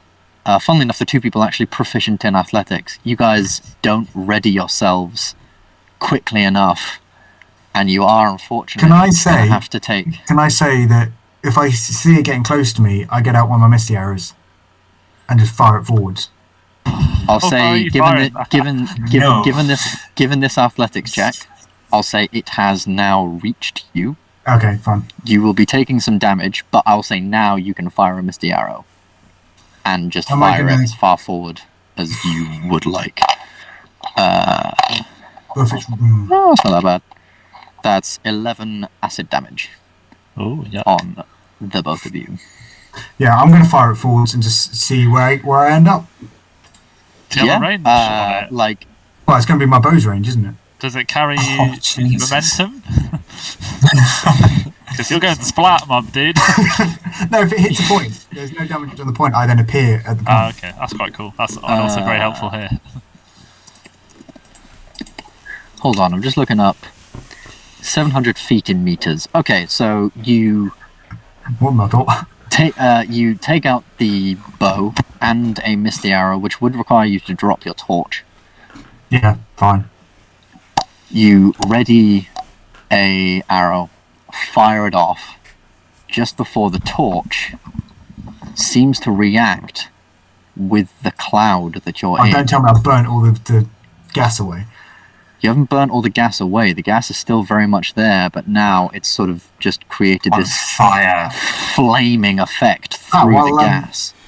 You set the gas on fire. Great. Good job. And I'm still in it. Thank you so much. I was just about to say that. Yeah. Oramis, because you're still technically in it right now, could you take 4 points of fire damage? Oh, sorry, mate. How did you do that? Doing it? I was putting my jumper on. How did you do? I thought you were just teleporting. He was teleporting, but because he has a torch. A torch. Oh, right. Has it burnt the gas off at all? It has. That's what I said, but apparently not. But the fire has just sort of travelled through the gas, it seems. It seems like a trap. You have no idea. But you're able to fire arrow, and you're now about halfway there. With your speed, you think you can probably make it to the other side without sprinting too hard. 700 meters, and I'm halfway there. 700 feet. Oh, okay, feet. 600 feet. About 600 feet. I thought it was 600 feet, but you said 700, Ben. Oh, I thought it was 700. That's my bad. So what's 600 feet in meters? I'm 90% confident. 180 meters. Okay, so you fire 180 meters. You're very, very far ahead. You won't need to make the next check. As everyone's I'm going to get out another torch, though, because I'm by myself, and as soon as I land, I'm getting out another torch. I want to be able to see. You bought yourself all that time so that you could light another torch. I'm having trouble with the matches. They're not lighting. What? Why light a torch when you can just see your friend burning alive? That's the wrong way, Luke. So, Doc, Oramis, and Markul, you're all sprinting along. Oramis, you've been caught in this gas. It's burning away at you, but you're still able to sort of push on. Wait for me to call the roll, because it's not an athletics check. Fuck. My God. So you're able to push on. You can feel it sort of at your back and the flames as well from this pushing on. Markul and Doc just ahead of you. And you can see about halfway there is a small sort of clump of stones and boulders and just random stuff. And as you get closer, it almost looks like a somewhat clump of bodies as well in and around this area. And to get over them, I'm going to ask you to make an acrobatics check to try and clamber or vault your way over this set of stuff. A 30 definitely passes. Freaking so not the highest roll we've ever had, probably. Potentially. With my plus 10 to stealth, I think we've had higher. Oh, JJ. Oh, JJ. Markul. So we get there first, and Oramis just does the thing where you just put your hops off a rock and just puts his feet on either of our heads to just get through. Oramis, so Oramis literally sprint there. You guys get there first, and both of you in a little bit more cumbersome armor. It's harder and a bit bulkier as well. It's harder for you guys to sort of push through these bodies. And unfortunately, the both of you, so like Doc, you're moving through, and you accidentally like step on something, and it turns out you get your foot stuck in the rib cage of just this skeleton. And you try and pull it out for a second, but it's kind of uncomfortable. Markul ends up having to help you out while his foot is stuck between two stalagmites that are very, very close together. And just you guys as not you watch where guys your feet go? and just as you guys are doing this, you just see Oramis freaking like parkour vault over this area. Front flip over the top of them. Yeah, literally like parkour vault into a flip and then lands into a very, very slick roll, giving himself some momentum and carrying on forward. Markul and Doc, could you both take for me? That's a little bit worse. That is 17 points of acid damage. Oh. How much Damn, further have they got son. to go? What's that? Ben? Hmm? How much further have they got to go? So they are now at about the halfway point. Mazzy, you've led a torch, and I'm assuming you've kept on running. I'm still running, but I'm probably not sprinting because I don't really know what's ahead of me. So Okay, so Running, you're but- running. So but you're running cautiously with along torch at, out. say, your speed. You're not straining yourself. Yeah. And it's about another sort of 200 meters away, where you notice this thing is somewhat getting closer to you, but you think you still have time. Where you notice another large rock face. It's about 20 feet tall, and this stretches as far left and right as your eyes can see. It seems to be the end of this sort of sunken down area. right. You there? He is now about at the end. Okay. I'll say for the sake of brevity. Can I say, so if I've flown there already, I've Yeah, unpolymorphed, and I've said, Mazzy, do I see Mazzy come up? What's the range on your dark vision? It's 60 feet. I've got a torch, Yeah. so surely you'll be able to see me coming in. Yeah, you've got the torch. Yeah, you've seen. So Yeah, I can't you've see seen him. Mazzy. Can't see me. Yeah, you've seen Mazzy sort of sprint towards. Alright, You've seen I'll Mazzy shout not it. sprint, but like. How very subtle. Mazzy! And then I'm going to try. What? Is this bird talking to me? What? No, I'm not a bird anymore. Oh, okay, good. I was never Okay. a bird in the first place, mate. Right. What did you polymorph and do? Oh, no, that was a joke about not being a derogatory term for a lady. Oh, right. Sorry. Very Good obscure. one. Thank you. I've immediately lost my position as funniest of the group. That's shocking. Immediately. You never had it. What are you guys doing at the end? So I've shouted Mazzy, and I think I'm gonna try and tie a rope in. I've got a rope, so that these guys You can got a get rope? up quick. Cool. Make me a quick sleight of hand check to sort of tie it. There's plenty of rocks and stuff around here that you could tie it to, but Yeah. make me a sleight of hand check to see I can't wait to if see you this. Yeah, that's the thing. I don't want you to climb up something that's just gonna fall down. I don't have a terrible sleight of hand. Oh, So you've tied this knot, You're so and you're thinking, okay, knot, fuck, quick, I need a quick knot. And you just do one like you would sort of tie your shoelaces. And you've thrown this thing down, and you've gone, okay, yeah, that's the best I got. Mazzy, come on, Mazzy. climb up this. Pretty much, yeah. I won't be able to see what's happening, so I'll be like, yeah, sure, he must have done this right. Yeah, so you see this rope, you get about 5 feet up before both the rope and you fall back and you land straight on your ass. And it's at this point you can hear the heavy clunking of Doc and Markul following you behind, and Oramis, as I would ask those three to make me another quick athletics check to just sort of get down this final leg of the cave. Holy. I mean, it's a 12. Gone. Can I ask if Sorry, Gylndan knows that's how tall, acrobatics. how high we need to be I mean, climbing? it'd only be a 9 if I rolled that on athletics, so... I'll say re-roll an athletics. Ben, would Gylndan know how high we need to climb? Yeah, Glinda can see down. Okay, so Okay. Michael gets a I'm 6. gonna- He Doc could gets he another could. 10. I'm going to he assume tell he's you told it's me how about high 20 it is, feet. and I'm going to tie the rope to the end of my arrow, and using my brain and mathematics, know how what angle to fire at to get it. Okay, Quite on make top. me just an attack roll with your longbow. Well, you shoot the arrow up to me. You should, yeah. Are you up there? Can Yeah. I give Mazzy? Yeah, if I shoot you straight up, you can catch it, can't you? How far back you look? Oi, Mazzy! You got this. Okay, We'll- fair, Are you fair. firing it to me so I can We'll- tie it, Matt? Is that the idea? I was firing it up, and then if you can, Try again to tie it? Okay. yeah. Yeah. Oh, Yeah, you're able to fire it up pretty. I mean, But whatever yeah, happens, the rope's still like it's decent- the arrow's going yeah, past you. You can just grab the decently rope. enough. It Yeah. just like goes up, and you don't fire it too far, so it doesn't take ages to loop up and back down. So you're able to get it at just the sort of thing where it literally lands just about where you think Glyndon's feet are, or at least where the top of the rope was. And Glyndon, you're just able to see this like rope and arrow just sort of dig into the ground right in front of you. And if you want to tie that up, How I think a wizard would catch it. what, fumble it and drop yeah, it? instead of just like one smooth catch, I just go both hands like that and just sort of catch it between them. Tuck it in, turn around, and we're going to go at tying this again. Have a go at tying it again. not Go on. rolling six. Sleight of hand. Because my boys' lives depend Have on you it. not got Oh, any so fine. divination rolls left? Not that would help me be good at something. Oh, God. So, Mazzy, you get the all clear from Glyndon that he's tied Oh, the you rope. prick. You test it with your hands. It's definitely better than the last one. You come up, this time about another 5 feet, and then you just once again feel, oh fuck, bump, landing on your ass.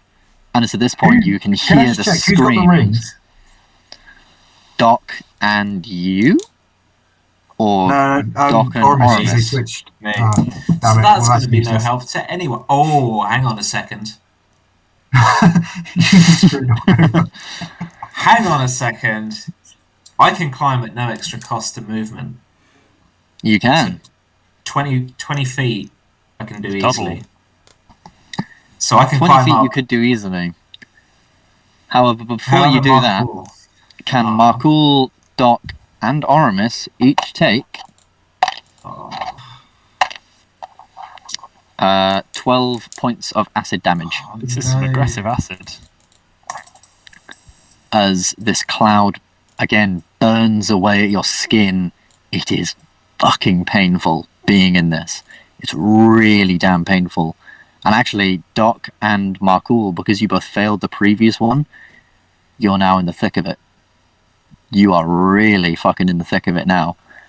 And it's going to take a damn good roll to try and get ahead of this when climbing. How high is this gas? Or is acid? Gas Like how? is 15 feet. So it's all contained within the cavern that we're in. Yeah, so it's all contained within this drop-down cavern that you're moving through, yeah. Alright. Alright. Mazzy, do you want to try the rope again? I'll say, so obviously, Glyndon tying off a rope, dropping it down, Mazzy falling on his ass, tying a rope to an arrow, firing it up, Glyndon catching it, tying it again, Mazzy falling on his ass again. The gas is now like Is movement. up at maybe like 30 Can feet shout 30 out. feet Can away we from get you. one more crack then? You got any better ideas, or can you actually learn how to tie this rope? Trust me, this next one will be good. Right. The rock wall is potentially climbable. You're gonna have to make a check to but climb it. But this is we're gonna try one more time with the arrow. basically, Ben. I'm safe. I'm just trying to help my friends. So Okay. if I can get try one more plus time whatever with to the them. arrow. So make Yeah. me another longbow attack roll. Right. Where is it? No bad rolls, Matt. Okay, that's my foot. Okay, everyone watch the video I just sent in the chat, and that'll be you're firing perfect. an arrow up, so it's not really that hard. This one lands just a little bit behind you, Glyndon. But yeah, you're able to find the arrow, pick it up. Are you ready? 'Cause I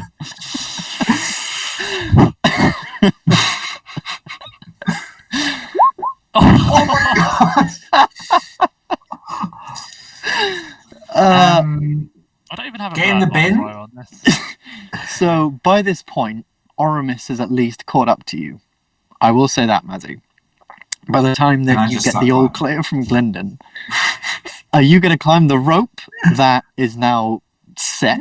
Mazzy again gives it a bit of a tug. It feels somewhat like it can take the weight of your pull. Sure. I've been here for a while. I don't trust Glyndon. I've done it, but I don't trust him. Just say, please climb up. I don't want to lose my rope. Please climb up. What? Can I jump on it and give it a really good tug? Yeah, you Jump jump up, on it, give it a really really tug good it tug, down. and immediately, without any resistance, it just falls down Please, and lands on the please floor. bring that back up if you're going to do that. Glyndon, this is the third time now. Your thing. I'm not doing this again. Can I grab the rope and start climbing up the rock face? Yes, please. Yeah, I'm climbing Yeah. now as well. I'm definitely climbing as well. So, everyone that is climbing, can you make me Oramis, because your movement, you get a climbing speed. You can make this with advantage, but can you both now make me an athletics check to climb up? That's how you're supposed to roll, Sam. Oh, what? I don't know what you mean. Yeah. No, A Luke, si- a I'd 16. kill a man for a 16. Murder Murder him he's on a 5. cold. Yeah, I mean, Yeah, I rolled a 5 and got 16, but I'll say Nice for summon it. even a What did you 16 roll? passes, especially with Excellent. your 30 feet of movement speed. You're able to really, really quickly clamber up, and just as you get to the top, that you can see this cloud of gas push against the rock face, and almost like a wave, it hits the rock face and sort of pulls back and collapses on itself. Oh. Now, Doc and Markul, I said you guys are in the thick of it. Could you both roll me an athletics check as you've... I'm assuming at this point you've got to the rock wall. Can you both roll me an athletics check Yeah, to that's not gonna be try and necessary. climb? Can I start trying to tie the rope off while they're I'm going doing this? to use my new Channel Divinity feature, and I'm going to pick Markul up, Eh? and I'm going to fly 25 feet into the air. Yeah, so you what? guys... So you guys can see, sort of, you've literally just climbed up. You can hear the sort of this howl from Markul, who's getting really quite battered by this, and same with Doc. And suddenly there is this just brief flash of white light from within the cloud. And then all of a sudden, all of you with dark vision, and just sort of towards the end of this, with thing. Actually, Doc, make me a... Oh no. I'll say another athletic check to try and lift Markul. Oh god. What about strength? It's the same. Oh, okay. There's no penalties yeah. for athletics. Yeah. I don't know. You're a big boy. I don't know. So yeah, just Oh, fuck, Oh, no. no. Markul. We're gonna die down here. Markul. So- I no. think we're going to die. I'm not sure about You Mark. guys- you guys see very, very quickly this just as suddenly a load of the sort of gas almost like half disperses, and flying above the gas is Doc with these two great white draconic wings at his back, lifting him and soaring him through the air. But it's just as about you get 10 feet off the ground, your grip on Markul wavers and slips, Oh, no. and Markul falls back 10 feet down. Can you make Markul take an additional 15 acid damage? And you can all once again how's he hear doing? the cries of Markul down Oh, no, in he's the not- gas. He's not doing very well. How's my sleight of hand for the tying off of rope gone, Ben? I've rolled a 16. You rolled a Just 16. I'll say, yeah, so you're able to sort of get to the top while you're sort of seeing all this going on. You just tell Glyndon, fuck it, move over here. You're able to tie off a very, very quick thing, throw it down to Markul, and you can definitely hear, or not hear, but you can see the strain suddenly pulled on the rope. Can you make me an athletics check for Markul, please, as he tries to climb up the rope? I'll give him a +2 bonus because he's using the rope. 15. That is the DC. Oh, So, I mean, he's still in the gas, but I'll give him half damage because he's in the gas.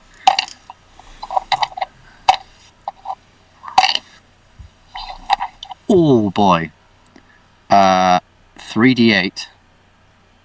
And I rolled 2 8s and a 7. That's 20. That's 23 points of damage, halved 12 to 12. I believe Markul's on 2 HP. Oh, is it 2 or is it? He's on 2. He's on 2. here. Markul is on 2 HP as he then suddenly pulls himself up from the rope and sort of rolls over and just lets out this sort of long sort of just cry of pain. You can see over his scales this sort of mottled acidic sort of look to his scales. It's almost sort of a bit like when you see metal rusting.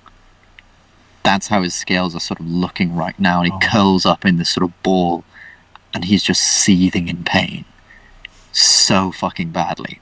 But you all manage to now make it over the other side of this cavern, and you're now over here.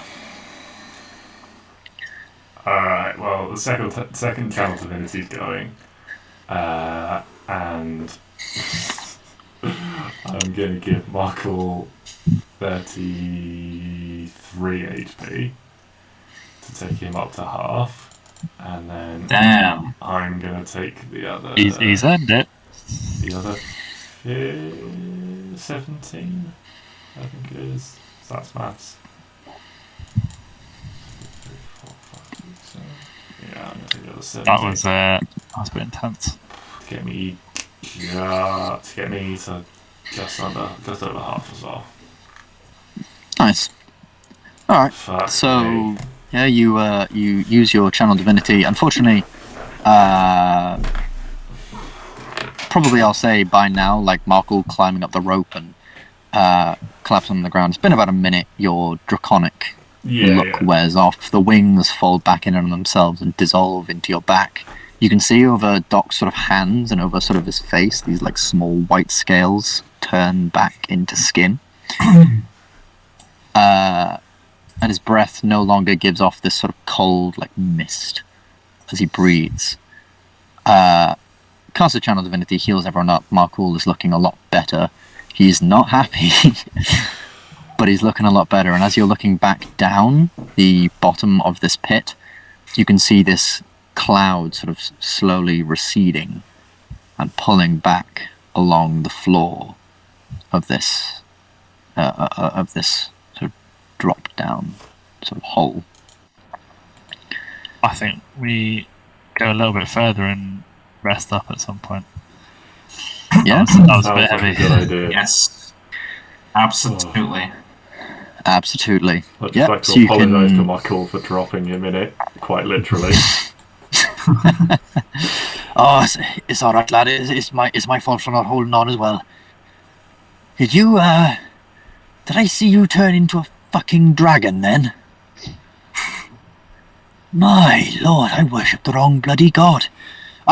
Sorry, Mars. I didn't. Joking, of course. It survives all that way to get struck by lightning in the Underdark. And yeah, you guys can find a nice sort of patch to take a short rest if you'd like. Is anyone going to be keeping on watch on this short rest? It's at least an hour. Well, So, because I don't need to do any healing or anything. okay. Uh, Roll me a d12 and a perception check.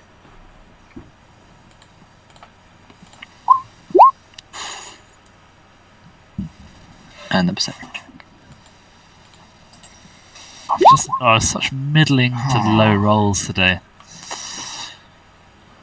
You're a little more concerned about your comrades well-being, as well as like what the fuck that was, and now you're sort of stuck here, or at least over this side, unless you can think of a way back over like 500 meters.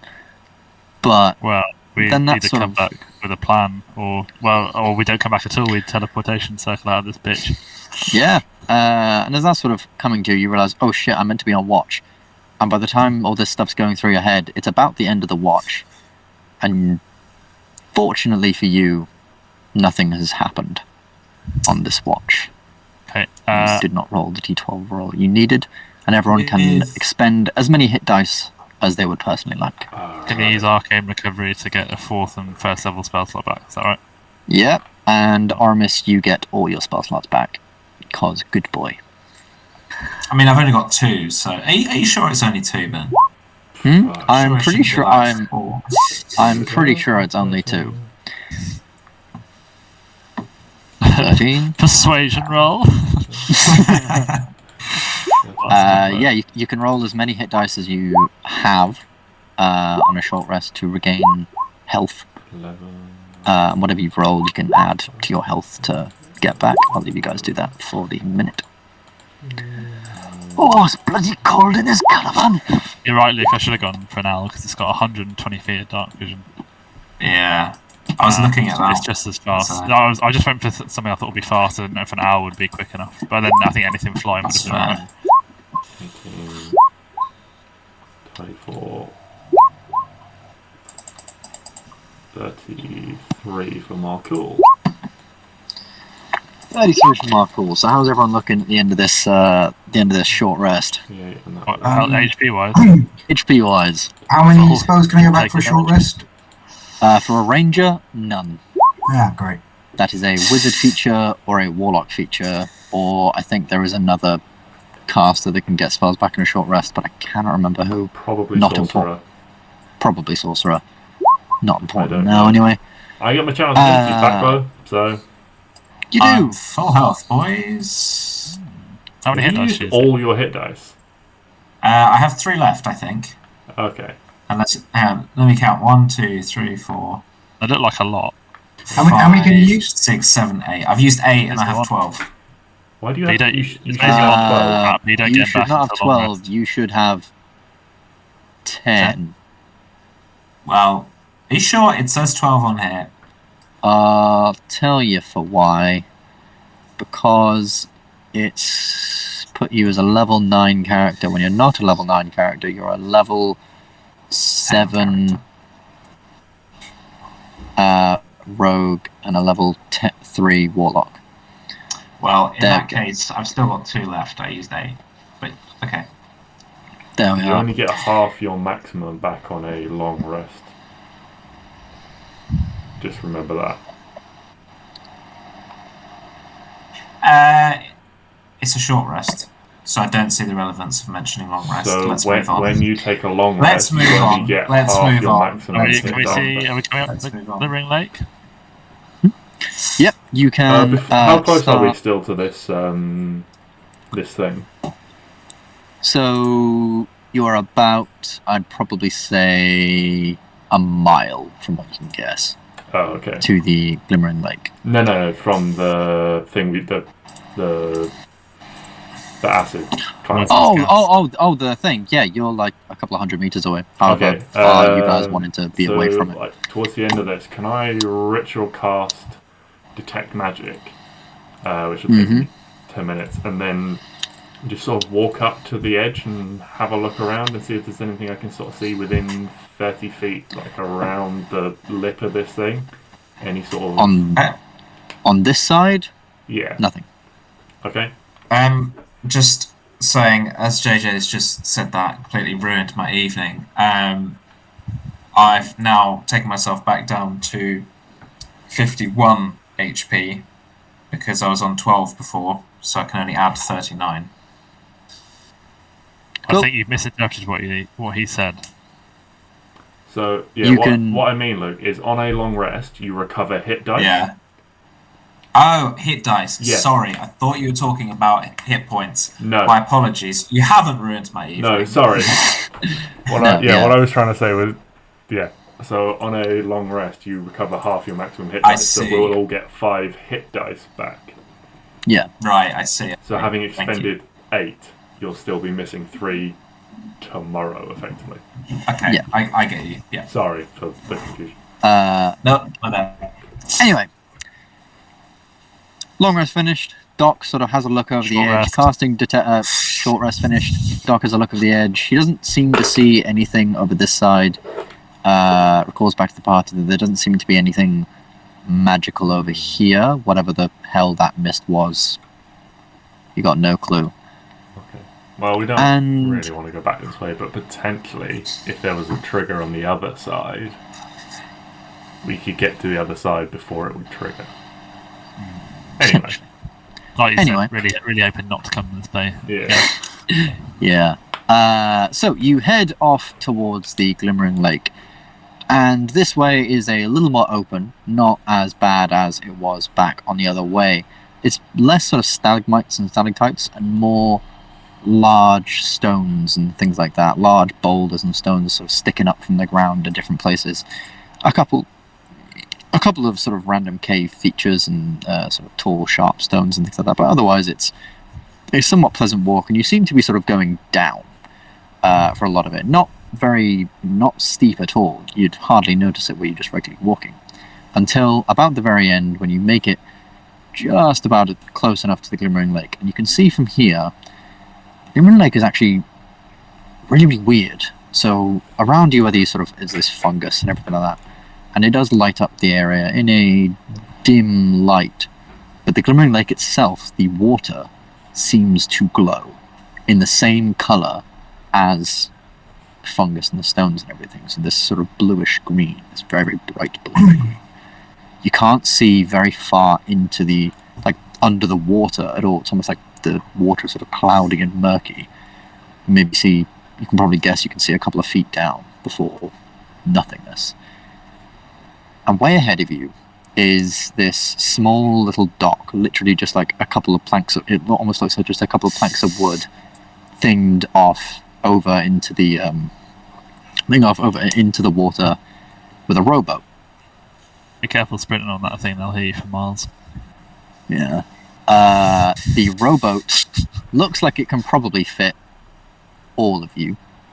Just a small rowboat. It'll be a squeeze. Yeah, just a small little rowboat. I hate this. Getting some serious Harry Potter and the Deathly Hallows vibes. However, Yeah, I before thought you that. even reach that, you're walking over towards it, towards this almost beach-like area with the water sort of easing sort of in and out in this quite serene, quite beautiful scene around you, until you realise, I'd say you'd realise it pretty quickly and pretty decently. Bodies strewn on the floor in front of you. They're sort of reaching out, and they're sort of like reaching out and laid down, seemingly dead. They don't move or anything as you get somewhat close to them. They all are drow or durgar, sort of like corally bits over their bodies. They look as if they've drowned or something in the water. They also look like they've taken a bit of a beating. That's about as much as you know right now. Being an expert in water, because that's I yeah. demand this vessel. that's definitely what I am. Can Yes. I investigate what might have caused the death of these drow? Yeah? Are you like going right up to them and sort of having a look at them, or are you just sort of trying to ascertain from here, like? From I wherever will you're get I will get closer to them, but I would say still at arm's length. Still arm's length, alright. So you're looking, make me an investigation check. Or a nature check. Roll investigation. I'm not used to you rolling poorly. You ain't ever Yeah. rolled too good at Yeah, you're kind of looking at these things like, yeah, these boys are dead. Hey guys, they're dead. And it's as you get about arm's length away, you just hear this. And this swipe of an arm of this drow, literally, like you said, you're an arm's length away. This thing doesn't seem to care. It just swipes around at you lazily with this one arm. And it does. I'm going to say that's not even an attack roll. It's just a sort of like, Go away. go away. Does it But go that's to get it. up?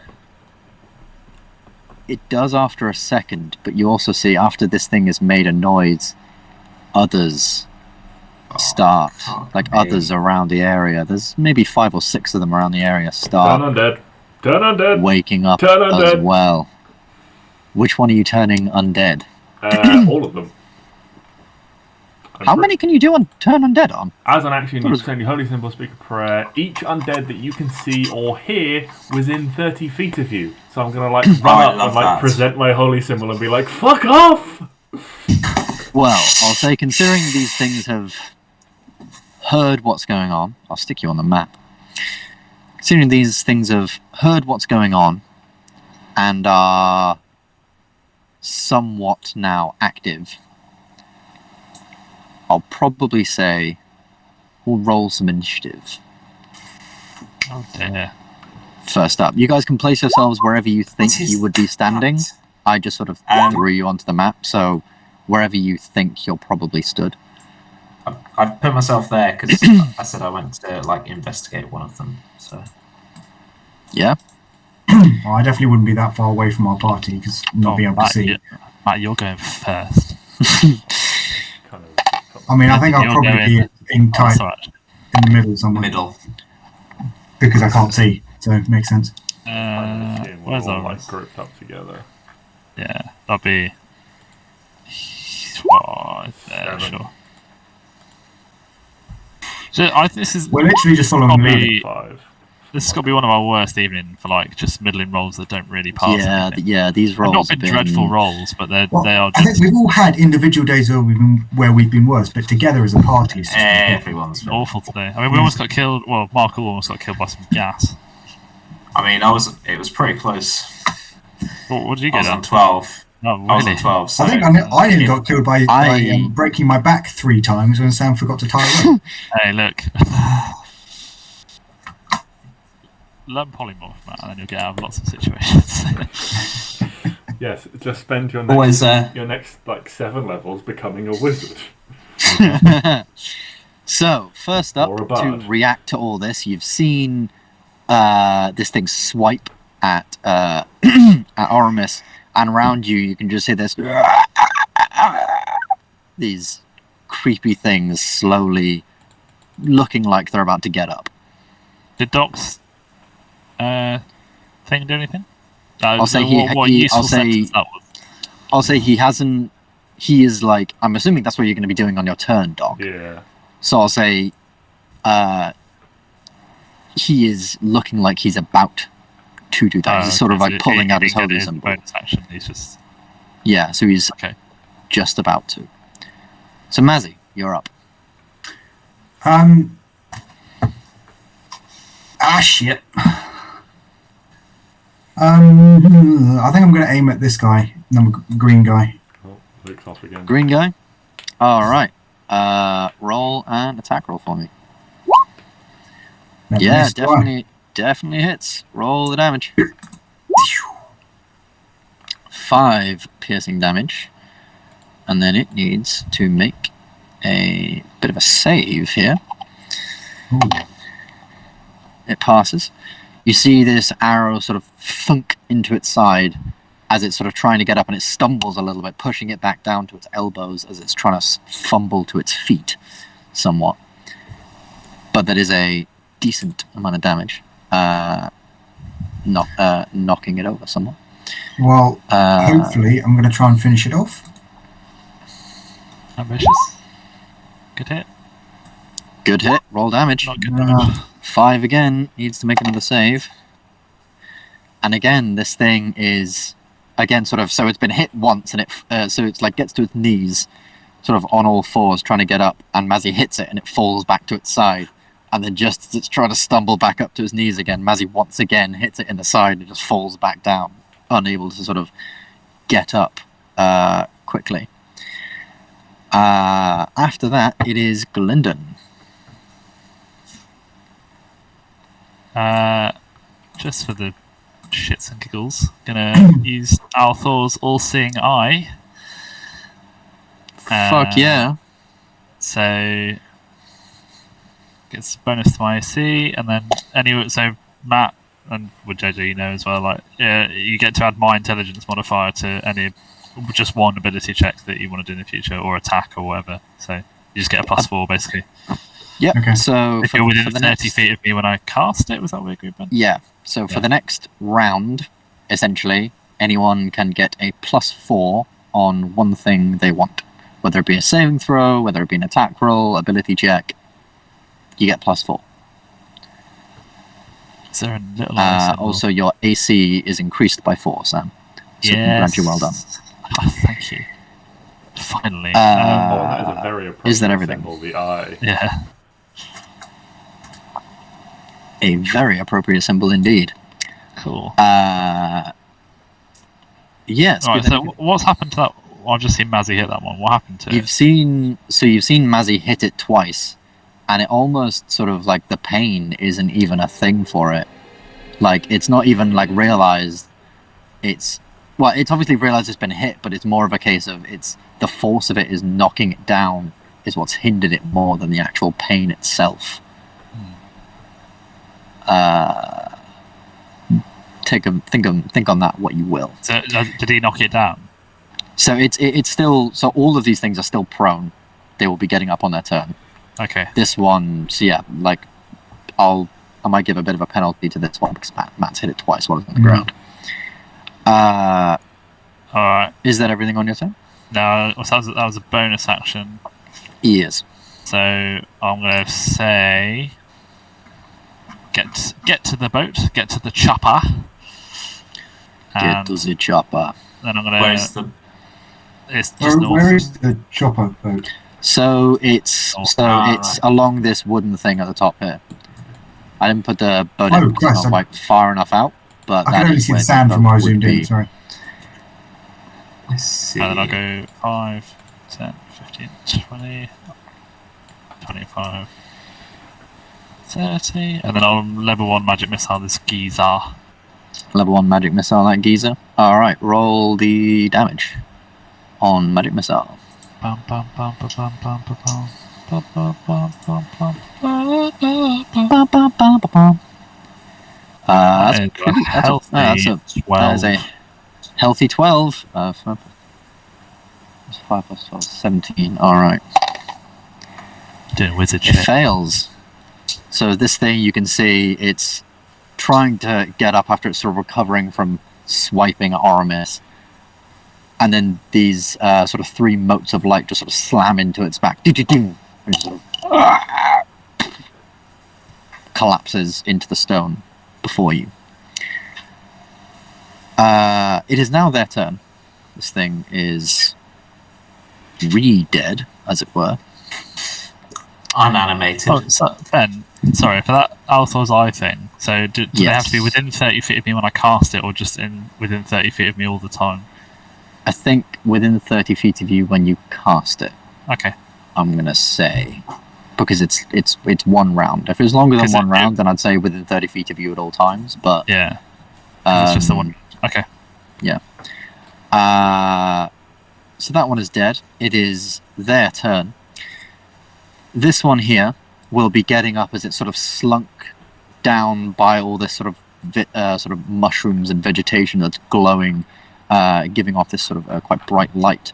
And as it pulls itself from the rock, it almost has like a lot of this stuff on it, so it's almost glowing as it's moving up, and it'll get up 5, 10, 15. It'll go for a quick swipe. That is no, yeah, that's definitely missing. That's a 12 to hit you, Oramis, as this thing feebly sort of strikes out with a claw. This thing will get up and attack Markul with a 19 to hit Markul. Yeah. Which, yeah, definitely So hits. do you want to take the? Oh, it's +4, isn't it? Not -4. Never mind then. Indeed. Where's my D8 gone? I always lose my D8. That's actually seriously bothering me now. Where the fuck did I put it? Here. There's 5. Can Markle take 9? No, sorry, not 9, 7. Slashing damage. Yeah. As this thing scratches across his side. This thing will get up. 5, 10. Go for you, Doc. That is a natural 19. That hits. Obviously hits. That is... what's that? 6 plus 2, so that's 8 slashing damage on you. And this green one, I'll say, will get up, but it'll lose 5 feet of movement, struggling to thing from Mazzy. But instead of going to attack, this one will merely go 5, 10 with all of its movement. And you can just hear this long sort of screech out into the sort of void. It looks towards the Glimmering Lake, and almost like a bit like a clicker. It just sort of like lunges its body forward, like that. I think it's just rung the warning bell. Ding, ding, ding. And I'll say, sort of, or at least I'll say, Oramis, you definitely know with a 17 passive perception. You can see something moving near and about the water. Oh dear. Some stuff moving near the water. And with that, it is, in fact, Oramis's turn. Alright. Can I Eldritch Blast this one over here? Yes, there's a enemy within 5 feet of you, so it will be at disadvantage. Aha, interesting. I did know that, in fact, actually. So Indeed. I'm going to take a diagonal step backwards. Attack of opportunity. Incur the attack of opportunity. That is 14 plus 3, that's 17. That hits, yeah. Cool, that Questionable is tactics from someone that's quite good in melee. 9 slashing damage. Okay, 4 slashing damage it is. Indeed, and yeah, you can make your Eldritch Blast attack. Yes. Roll to hit for me. You're correct, Sam. I should remember that I'm actually pretty good at melee. Yeah, I'm not just getting a bit of an itch for the Shadow Blade, didn't you? Yeah, I get a little bit spell happy, you know. Oh god. Again, for whatever reason that hasn't rolled. Again, for whatever reason that keeps taking off the +4 charisma, so that should actually be 5. In which Ben, case, is that an attack? I'm guessing you just dropped Eldritch Blast in from the compendium. yeah, Have you tried deleting it and setting it up manually? I think I probably will do that at some point. Right now, just sort of get on with stuff. Yeah, but right yeah, I now think by next session, I think I'll try and do that and see if it fixes it, because I reckon it's something to do with the Warlock class and editing things with that. But that's 5 force damage, and it needs to make a save, which it passes, thankfully. And you see this sort of blast of Eldritch energy just take out a chunk of its side. What little flesh is left on its side just splatters across the floor. But it is still up and just stood there like looking towards you very creepily. I guess I will attack it again. Go for it. Yes. That's more like it. Well, 9. that hits. That is more like it with 9 damage. 13 does hit as well, to be fair. And it fails. So as you fire the second blast, just smashes straight into its rib cage, gets blasted back, lands on its arse, and just sort of writhes and shakes around on the ground briefly, before eventually just breathing this last croaky breath and lying flat on the ground. This far, Ishmael dead. I'm then going to come this side and bonus action Conceal Blade.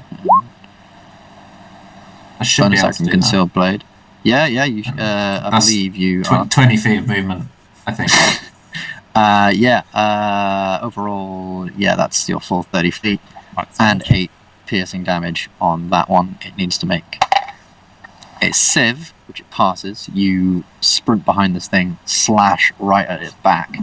This hefty slash, which cuts all the way across its back, ripping skin from whatever skin is left from it. But it just sort of turns and looks at you with the one beady eye that's sort of left in its skull.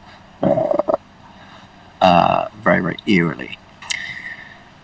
Doc, you're up. Turn We all know undead. what's coming. Turn undead! Alright, wisdom save for all of them.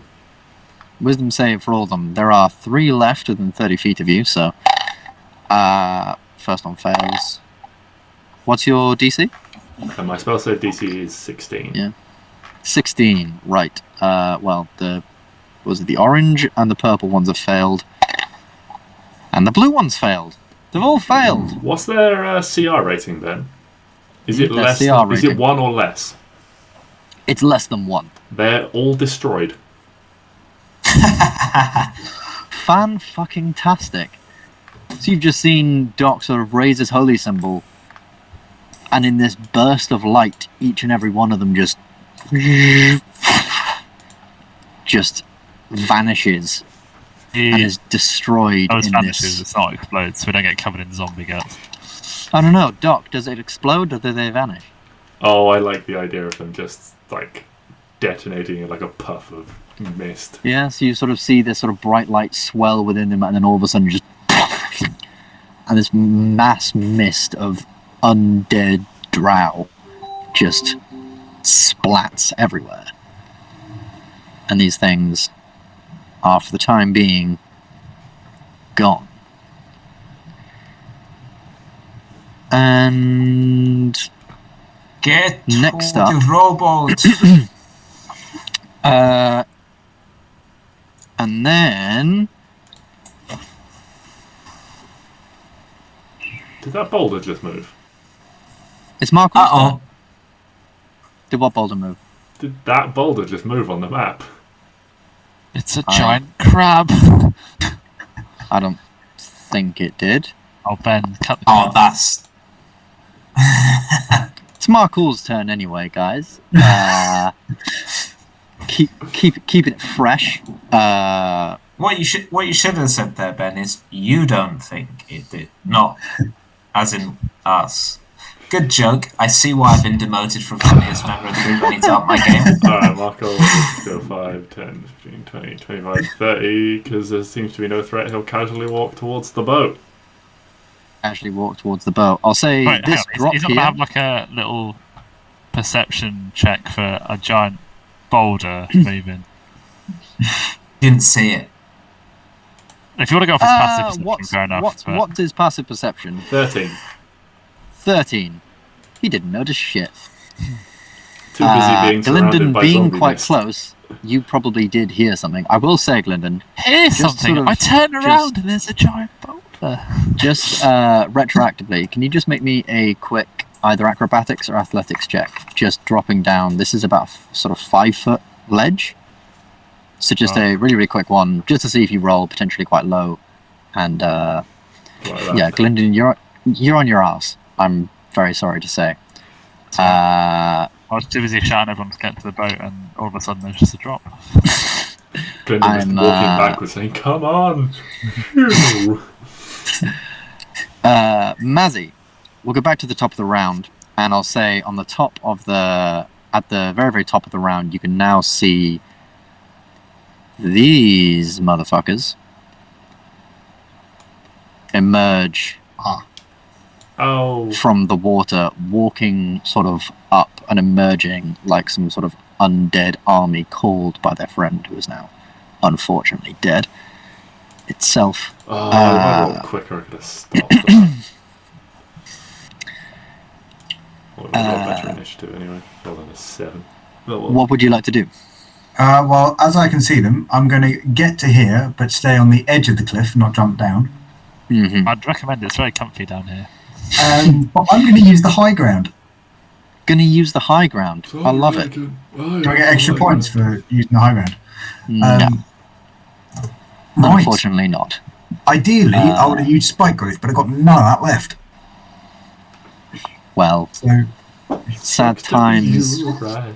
a simple arrow will suffice. How big is this rock? I don't Can I aim over it? To hit. Yeah, I'll say you can aim over it.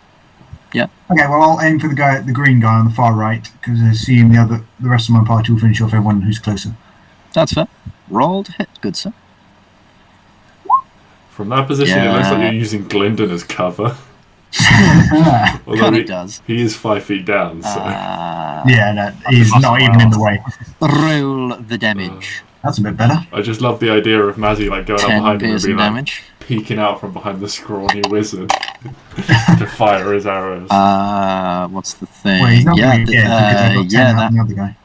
no, yeah, the arrow pierces straight through this guy's chest, sort of cracking the spine behind it, and it just like wrecks all the nerves within it, and it just drops like dead into the water. Like you got, and his body just sort of floats on the top. Again, it sort of seems like damage isn't the thing with these things. They almost like, when you've attacked them, it almost seems like they can't really feel the damage. It's more about how much of it, how much of a beating they can seem to take. In an essence. Well, I'm going to do the same again to red. Gonna do the same again to red. Because it's working, so why change it? Yeah. And then I spoke too soon. No, 13 still hits. Oh, yeah. 8. Rolling the saves. Passes the saves. The arrow thunk into Red's shoulder. It stumbles a little bit. Sort of like it can't really use its left arm, but with its other arm, it's just sort of like looming towards you. Is that everything on your turn? Yes, I've moved as far as I can to get to the edge of the cliff anyway, so yes. Cool. Next up is Gylndan. Right. So, did you say I'm prone? You are currently prone. Okay. So, how much does it cost to get up? Half. Half, so that's 15 Okay, feet. I have 15 left. Fine. Can I see red from here? From where you are, just.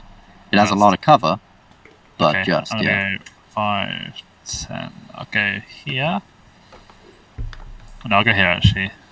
And then I'm going to do a level 1 magic missile, but I'm going to put 2 into the guy on the left and 1 into the guy on the right. Okay. Rolled hit. Well, roll damage even. Yeah, so that's the guy on the... we'll do the 2 on the left first, and then the guy on the right. So that's 9 on 9 on blue blue, and 4 on red. So, 9 on blue. He's still up, but somehow he sort of takes these 2 spells just into the sort of gut, stumbles to his knees a little bit just as he's sort of getting out of the water, but does manage to pull himself back up. Red does need to roll his, and he's fine as well, and this one just sort of slams him in the face, yucky. and you look, and as he sort of turns back, you can just see this jaw like just hanging in its just in its face as this magic missile sort of dislocated this like its jaw from its mouth, but it still just keeps on going, not even realizing, it seems. Is that everything? I'll just, as a threat, I'll use another Althor's All-Seeing Eye. So that's only Mazzy and Markle that get the +4 if they want to use it. Mazzy and Mark will get the +4. The Drow Undead. This one will move 5, 10, 15, 20. Yeah. 20, 25. I think it'll stay here at 25, thinking it's quite smart, thinking it's almost like trying to hide from you guys. It sort of creeps around the corner, like, looking around, And this one will use the full 5, 10, 15, 20, 25. Take a swipe Remember towards you. It hits. It hits, what, on 18? No, 17. Yeah. I'm just going to tell you right now, it's a crit. Oh, okay. Unfortunately, there's nothing quite you can do against that, I'm afraid. Does shield not negate crits as well? I don't think it does. Like, I mean, if obviously, like... rules is written... Like, rules is written, like, a critical hit automatically hits. Oh, that's true. Yeah. Well, I will take my punishment. So if it was like a 20 plus 2, but then you, like, shielded... And your AC... Yeah. Oh, yeah, because you got modifiers on top of that as well. Yeah. That is 12 slashing damage.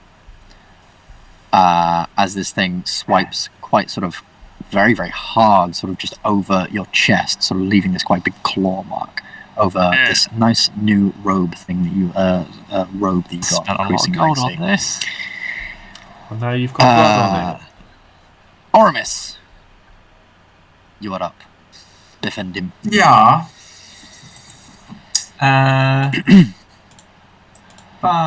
10, 15, 20, 25, 30, 35 with a cheeky bonus action dash. I'm not decided if I'm going to finish my movement with that bonus action. But I am going to Eldritch Blast red over here. I'll say from that area, he would get half cover.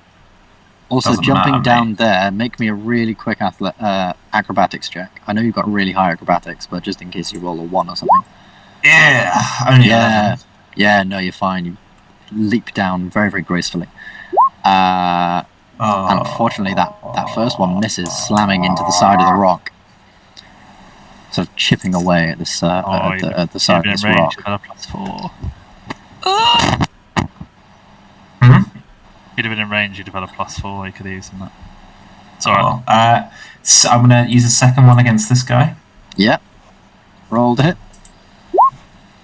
Definitely hits with 7 20 plus 11. 4. That's 11. Needs to make a save, which it fails. Finally. Eviscerated.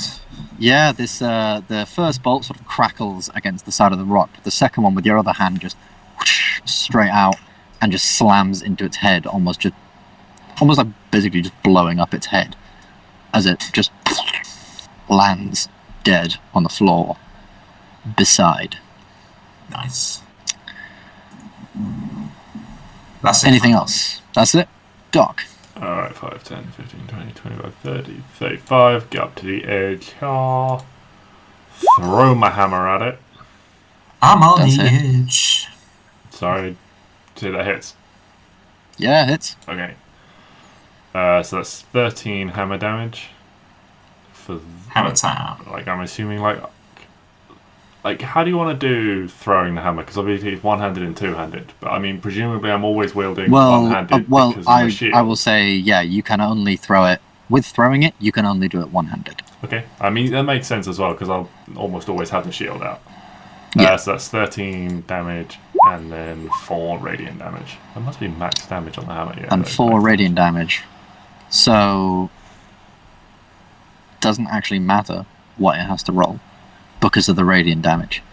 This strike just slams against his chest, the radiant damage bursting from your hammer in a brief thing of light, sort of impacting its chest and making this sort of rectangle brand on his chest as it sort of flies back into the floor. Dead on the ground. It is gone. Is that everything on your turn? Yeah, that's my movement and my action. So I'm a. Cool. And Actually, I'm going to bonus action cast Healing Word on Glyndon. Oh, thank you very much. Just at level 1. So, Healing Word. You get 1 on top of that because it's a level 1 spell. Nice. So you get 11. Yeah. 11 health back. 3. And as you're standing there, thinking things are pretty much sorted. Markul sort of looks at the rest of you like, well, that was fun, wasn't it, lads? And then there is a crumbling from the rock just ahead of you. The sort of ground around it begins to shake, and you can see its form shift slightly, almost like pieces of a puzzle unconnecting from themselves.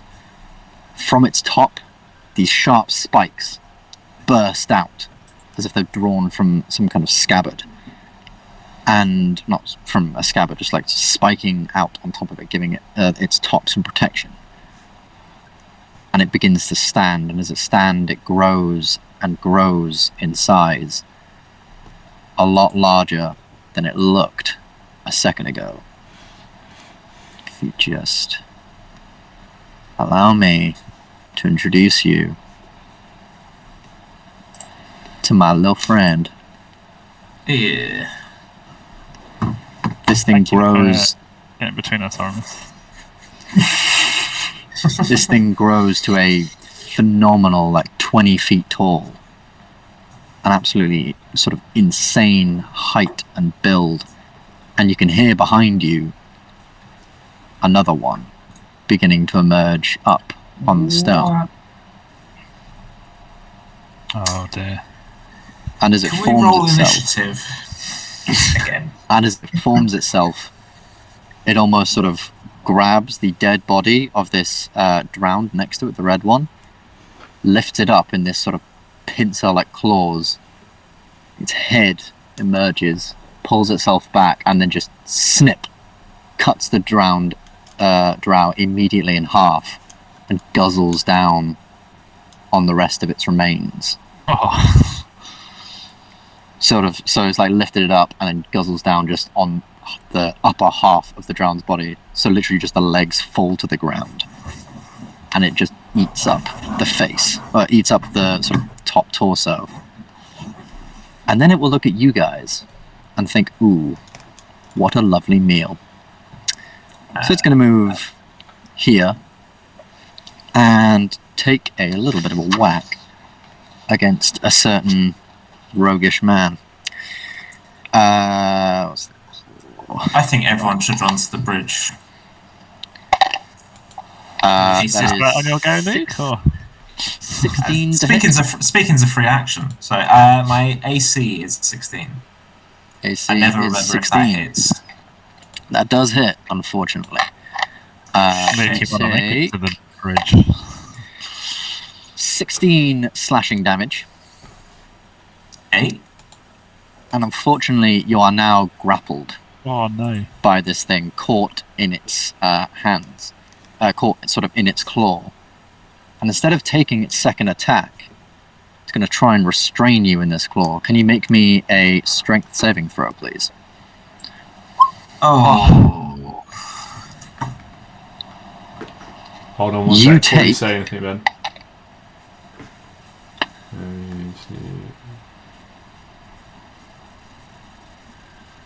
Sorry, no. It's just on attack rolls, never mind. You activated your aura, didn't you, Glyndon? Yeah, Oramis wasn't in the thing though. He wasn't, no. The only So person from that's this- going to get it is Markul. From this, you take 6 poison damage Oh, as what? these claws sort of strike onto you, and it begins to lift you up about Oh, no. about 10 feet into the air. Oh, no. And it'll look at you, and its eyes, these sort of 8 strange eyes of all different colours, begin sort of blinking and flashing yellow, purple, green, red, blue, yellow, purple, green, red, blue, in this strange, weird pattern. An almost hypnotic pattern, Oh, one could say. Fucking hell. Can you also make me a wisdom save? You are a half-elf, therefore you get advantage. Praise the Lord, not that I need it. Yeah, you're fine. You're looking at this and you begin to feel something wash over you, a tiredness, a stillness over your body, but you quickly sort of brush it off. Your arms are unfortunately held in this thing, so you are unfortunately restrained, so your I need to look up what the restrained condition does. But it's not nice. D&D. I think it tried to charm you by looking at you. You just went, you want ugly motherfucker. Restrained. Your speed is 0. Attack rolls against you have advantage. Your attacks have disadvantage. And you have disadvantage on dex saves. If anyone wants to try and get me out, that'd be lush. No, I think we're gonna go. What's that about getting into the boat, you said? Yeah. Yeah, I just said that. That's 5, still valid, but if you just want to like maybe frame me on the way past. 20, 25, 30, Did you uncanny dodge the attack? 40. Yes. Okay. Oh, and I think it's just gonna stay here. And as it's staying here, it's gonna look back towards Doc. And again, you can see these sort of flashing lights in its eyes, the things going different colours. Can you make me a wisdom save, Doc? Please. 14. Doc. You are currently incapacitated, Oh, for and your speed is 0. An incapacitated creature cannot take actions or reactions. Your speed is 0. However, the one difference between this and Hypnotic Pattern is you will get to make the save should you take damage. Or someone can use an action to wake you up. That's the same as Hypnotic Pattern, isn't it? No, Hypnotic Pattern... No, sorry, yeah, it is like Hypnotic Pattern. If you take damage, you're awake. Yeah, I thought Hypnotic Pattern was a lot worse than it actually is. If you take damage, you're suddenly awake. Someone can use an action to shake you back awake. There we are. And next up... Shows the underestimation of Ben. I thought, oh, just some piddly little zombies then. We'll hop on this boat, be right out of here. Markul, the man, the myth, the legend, Okay. is up. I mean, he's standing right next to Doc. I assume he gets Doc up, right? He is going to cast fuck outta here. Spiritual Weapon and hit the one grappling Oramis. Alrighty.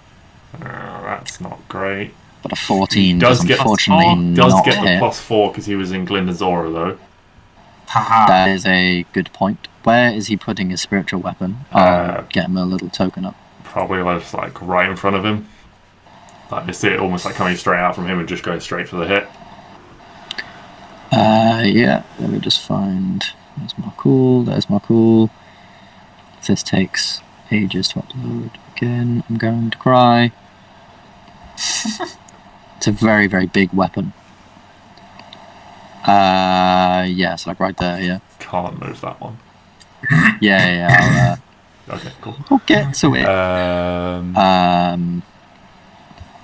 There you go. Okay, now move it over 1.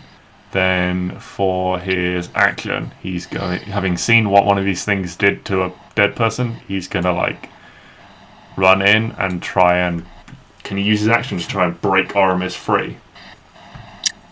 Oramis is 10 feet up in the air. So 5 feet. And if he jumping leaps from the jumping thing. down. I mean, he could try and leap. can he? So he's got 30 feet of movement. Can he go Yeah. back 10 feet and then run forward 10 feet and take a Oh flying my leap god. to try? Yeah, Did he not save the person immediately? Oh, no.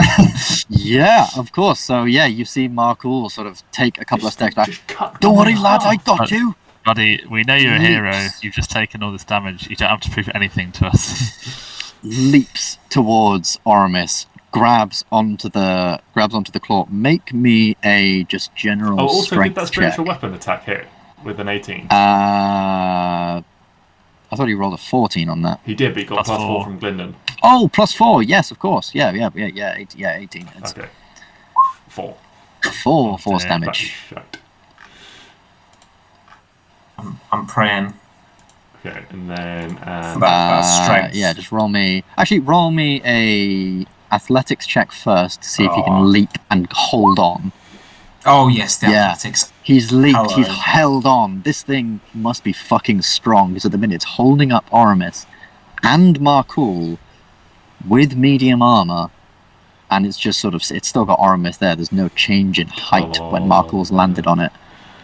So roll me just a straight strength check to try and pull these claws free. Oh, that's what we like to see. Come on. Yeah.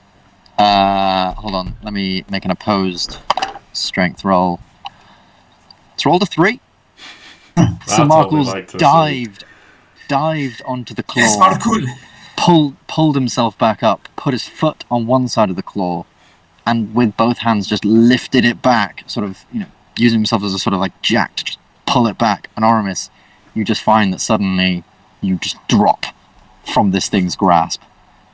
And make me a quick dex save. Okay. Anything but being chopped in half. Yeah, I mean that did seem like the bigger threat. Yeah, you're all right. So you land easily, sort of on your feet, looking back up at Markul, who is still now on this thing's arm, sort of staring it sort of right in the eyes, like, "Come on, in." Has Markul like jumped off of it as well? Yeah. I don't know, has he? Michael would probably drop to the ground rather than. That's fair. Going Roll a on. dex save for Markul real quick. Just see if he rolls very badly. Yeah, he does. Unfortunately, fine. he does roll very, very badly, and he lands on his ass. He's fine. He rolled where it Sam is counted. fun. He Yeah. rolled where it counted. He did. He came up clutch, as they Mazzy. say. A huge thing is behind you. A huge thing is in front of you. I'm aware of the huge thing behind me, but I'm considering that everybody's going to be getting the fuck out. Don't forget Doc though. So maybe just... Well, I thought I wouldn't have to, but then Markul went. Markul did the right thing. Yeah, for you. Yeah. Debatable. He did a cool thing. I don't He think did it's right. Therefore, If I fire an arrow, These guys aren't taking. because the I have fact that he two- cut something in half. it just in half. Ben, because I have 2 attacks, does that technically mean I have 2 actions or no? No. You have No. 1 action, and your attack action now means that you can attack twice.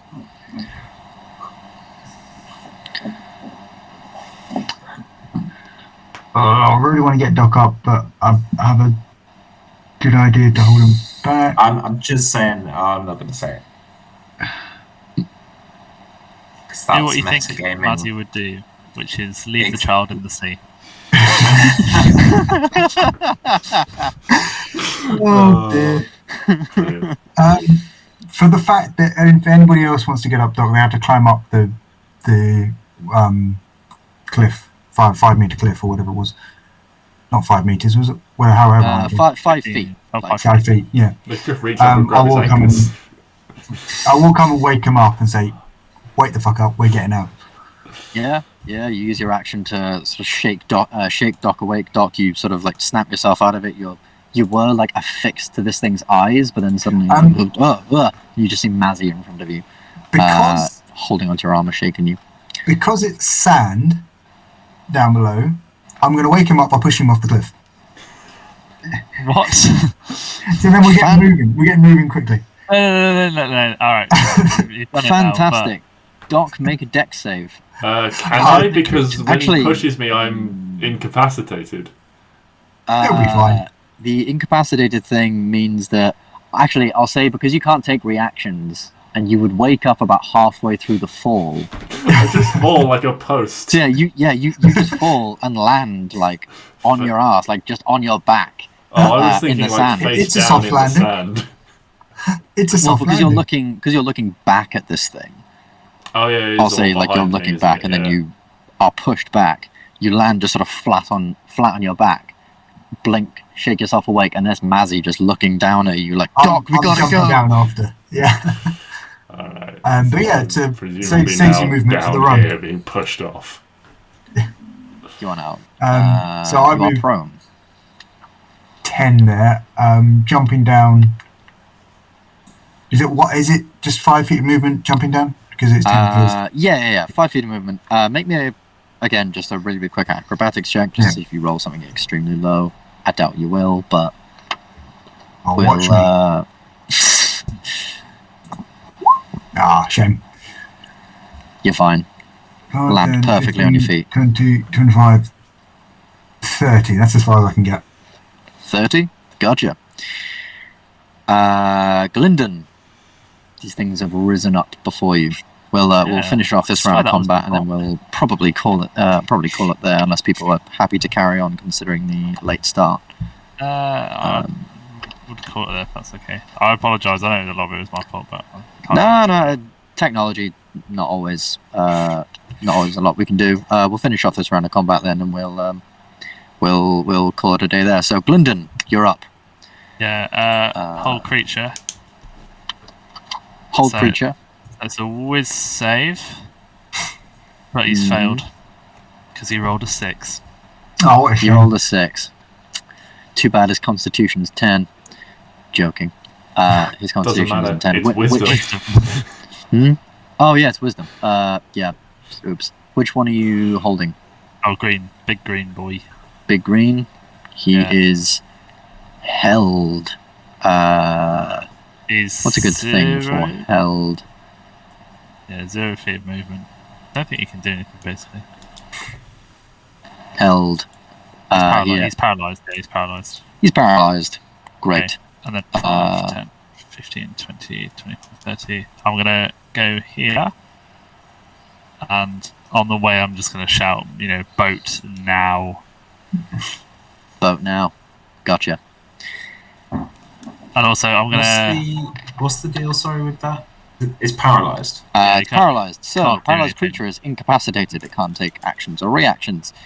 Can't move or speak. The creature automatically fails strength and dex saving throws. Attack rolls against the creature have advantage. Any attack that hits the creature is a critical hit if the attacker is within 5 feet of the creature. That's it. And then I'm going to look... I'm going to shout to them as I go past. I'm going to look forward because do you think I would have seen that? Well, I definitely would have seen the one trying to charm Oramis. I see they have some sort of charming capabilities. I'm going to keep my gaze forward. Cool. Yeah, sounds good. It is now the turn of Oramis. My good man. So now, if it gets hit, No, is it no longer incapacitated? it's No. on the end at the end of its turn, isn't it? Yeah. It can make a Yeah. save. It can Perfect, make a wisdom fine. save. I would like to bonus action Conceal Blade with the benefit of sneak attack and critical hit. Thank you very much. Fucking You gotta roll to hit first. You have advantage, but you still have to roll to hit. Yeah. Nicely done. Roll an extra d6. Is that for the crit? Yeah. 6, 9, 9 piercing damage. Plus, is it 3d6 or 4d6? 4d6. Roll 4d6. And Slightly disappointing. And roll another 4d6. Well, they're on 46. That's a really good roll for 42. Yeah. Yeah. Adds 20, 35 The dab made it worse. damage on top of that. So, yeah, you take this once, because this thing is now paralyzed and it's sort of just stood there, it's sort of its legs are sort of almost collapsed in on itself, just a little bit. It's weakened. Its sort of claws have come to its side. You've seen this opening in its side, and you've just taken your hidden blade and just gashed down a stream of sort of this greenish black blood, almost like bile, just sort of pours out of its side. Oh boy. You deal this phenomenal amount of damage. Good job. That is that everything? With that whole I would then like to move 5 foot, and I would like to, as my action, cast Gust of Wind. Cast Gust of Wind. Line What is this? strong winds, 60 feet long and 10 feet wide, blast from you in a direction you choose for the spell's duration. Each creature that starts its turn in the line must succeed in a strength saving throw or be pushed 15 feet away from you in a direction following the line. Any creature in the line must spend 2 feet of movement for every one it moves. Getting closer to you, the gust disperses gas and vapor. I thought you said you used up all your spell slots. We had a short rest after I said that. Oh yeah, of course you did. Sorry, can I Extinguishes actually... flames, bonus action, you can change the direction. Yeah. Can I move an extra just there? Because I don't want to get these guys in it. So if it takes that, and Yeah, that's so your where gust of wind it's 10 feet. goes. Boom. Gust like of wind. Blown all the way. This thing needs to make a strength save. Natural 1. Obviously. It's What's paralyzed, it? so it would have failed Paralysed. fucking anyway. 5, 10, 15. So 15 feet away from Interesting you. question. Yes. Does it raise an attackable opportunity for Doc and them because it's moved out of their thing, but it's been pushed by me? So I guess maybe not. That's kind of like double penalty, I guess. I'm gonna say yes. Oh, But I will look up how attacks of opportunity work because I believe it's only if it might be. I'm not sure whether if it moves or if it is Yeah. moved. I think it's only if it moves to stop people Oh. doing things like this. I see. God damn it. that makes sense. So I won't allow it, and I'll look that up for next session. Yeah.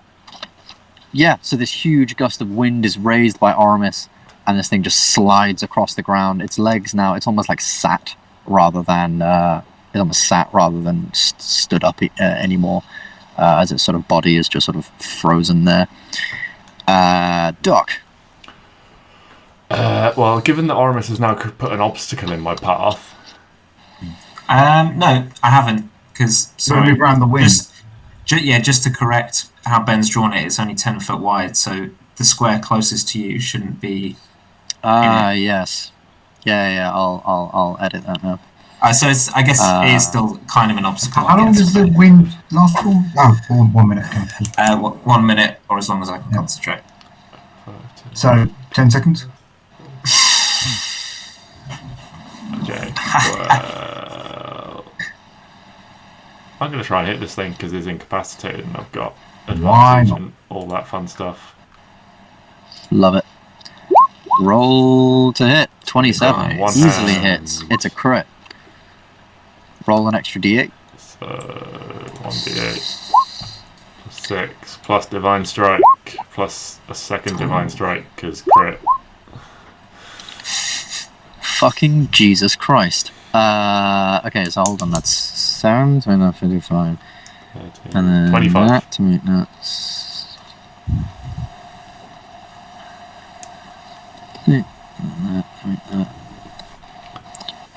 Yeah, you deal this humongous amount of damage. Your hammer sort of radiating this light as it strikes its very, very thick sort of skin, or this thick, almost like rock-like defensive sort of armor it seems to have over itself. I like to imagine all the extra yeah, damage it's- is because it's been pitched at me like a baseball from Oramis.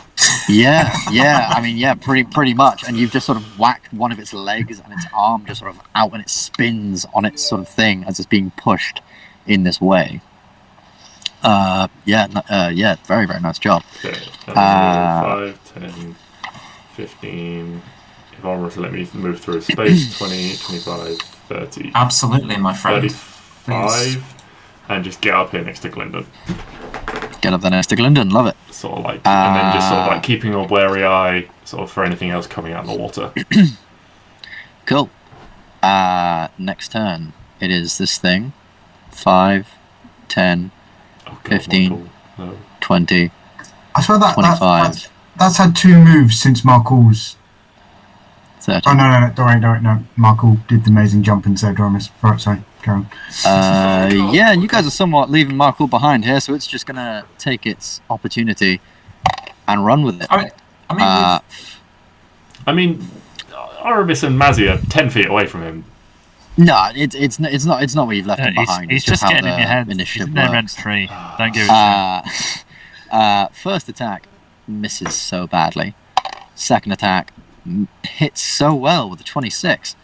So Markul is grappled, therefore his speed is currently 0, and he needs to take a hefty chunk of damage. Oh fuck! That's 21 points of slashing damage. My God. Bloody hell. Okay. What is that? That's alright. That's As this thing, sort of with the first attack, Markul sort of spins around, deflects the attack off of his shield, and then the second attack comes in as he's left himself open, and it just slashes at him and just grab him around the waist. He's not fully restrained as of yet, but it does seem to have him in a state where he can't move, unless on his next turn he manages to break free of it, or one of you guys breaks free. Not as bad as Luke's one. With Luke's one, like, Luke could barely move any of his arms. He would have been attacked. Yeah, so Luke was restrained, whereas Markul is only grappled. So Markul, the only detrimental effects to him is that he can't currently move. Okay. And I think it's going to try and target Mazzy. Can you make me a wisdom saving throw, please? Actually, no, it needs to roll to see if it actually has it. Mazzy, can you make me a wisdom saving throw, please?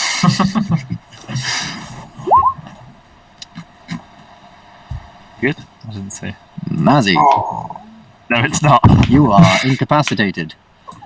You cannot take actions or reactions, and are having some trouble moving, as your speed also becomes 0.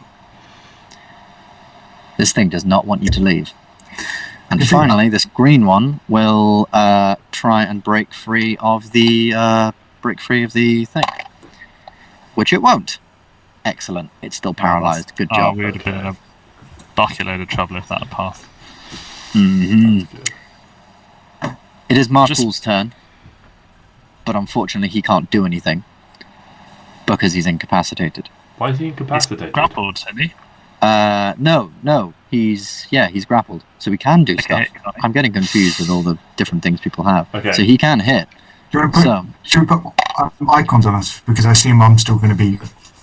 yes, actually, that's a really, really good idea. Well, let's just wait and see what Markul does first. Ending. Well, what will Markul do? Well, JJ? first he's going to try and break free with his action. Okay. Roll a opposed athletics check against this guy. Come on. 15 to beat. 19. Right. Breaks free. I'll tell you what, he's making up for his dreadful rolls earlier, isn't he? Okay, so he'll Really break is. free break free. and drop down to the sand. Then, Is it not down on the sand? well, because I'm assuming you're being like held Oh, in yeah, the sorry. air. Yeah. So drop down to the sand. He's going to run over to Mazzy, and he's going to use a use of his War Priest to make a bonus action attack and punch Mazzy to wake him up. Punch Mazzy to wake him up. Can I just ask where are you punching me? Like on the arm or something. Like, Okay, we've got to good. go! Roll to hit with advantage. Because you'll still need to hit. 17. Yes, I got an advantage. 17 Not hits. taking damage Yeah, you do if he's punching. So You four take damage. 4 damage. 4 bludgeoning damage as he sort of butts you with the end of his. 4 Butts you with the damage? end. Yes. That's the same damage as if I stab somebody with a dagger. It's Yeah, 1 See, plus Dragon strength. Ball, mate. 1 plus strength, yeah. And his strength you is can punch 3. harder than him. Matt. You can punch a lot harder than him. So, yeah, so he's gone 10 feet, and then he'll go 15, 20, 25, 30. He can't go past, so he can't end, so he'll just go to there. They can get past me if I'm lying on the floor. No, yeah, but he would have finished in Gylndan's or Doc's space, and he can't do that, so he's just going to go 1 short. Okay. Right. Sounds good. That's all round. Cool. That is the end of Markul's turn, and thus the end of yet another session. Everyone's happy to call it there. Good job, guys. Before Markle's turn, we were in a bit of trouble, but did alright. Yeah. Yeah, he managed to get himself out of that. Rolling well a on little them bit. strength checks. when it Saving matters. everyone. Yeah, you can almost sort of see it as like since that sort of thing with the acid, he's sort of like now realizing that he needs to fucking buck up or he will be dying. He's bucked up somewhere. He was very, very close to death and he knows it. So you sort of like, as you were sort of continuing on walking down here, you can probably hear him muttering to himself that he needs to fucking buck up now. Pray to Mars a little bit to give him a bit of guidance down here. In case you didn't know, I was hoping to use that spell to disperse the gas, but I've only got 2 spell slots, which I had none of. Ah. Because it disperses gas and vapours. So it would have been perfect. It would. It's all in the past now.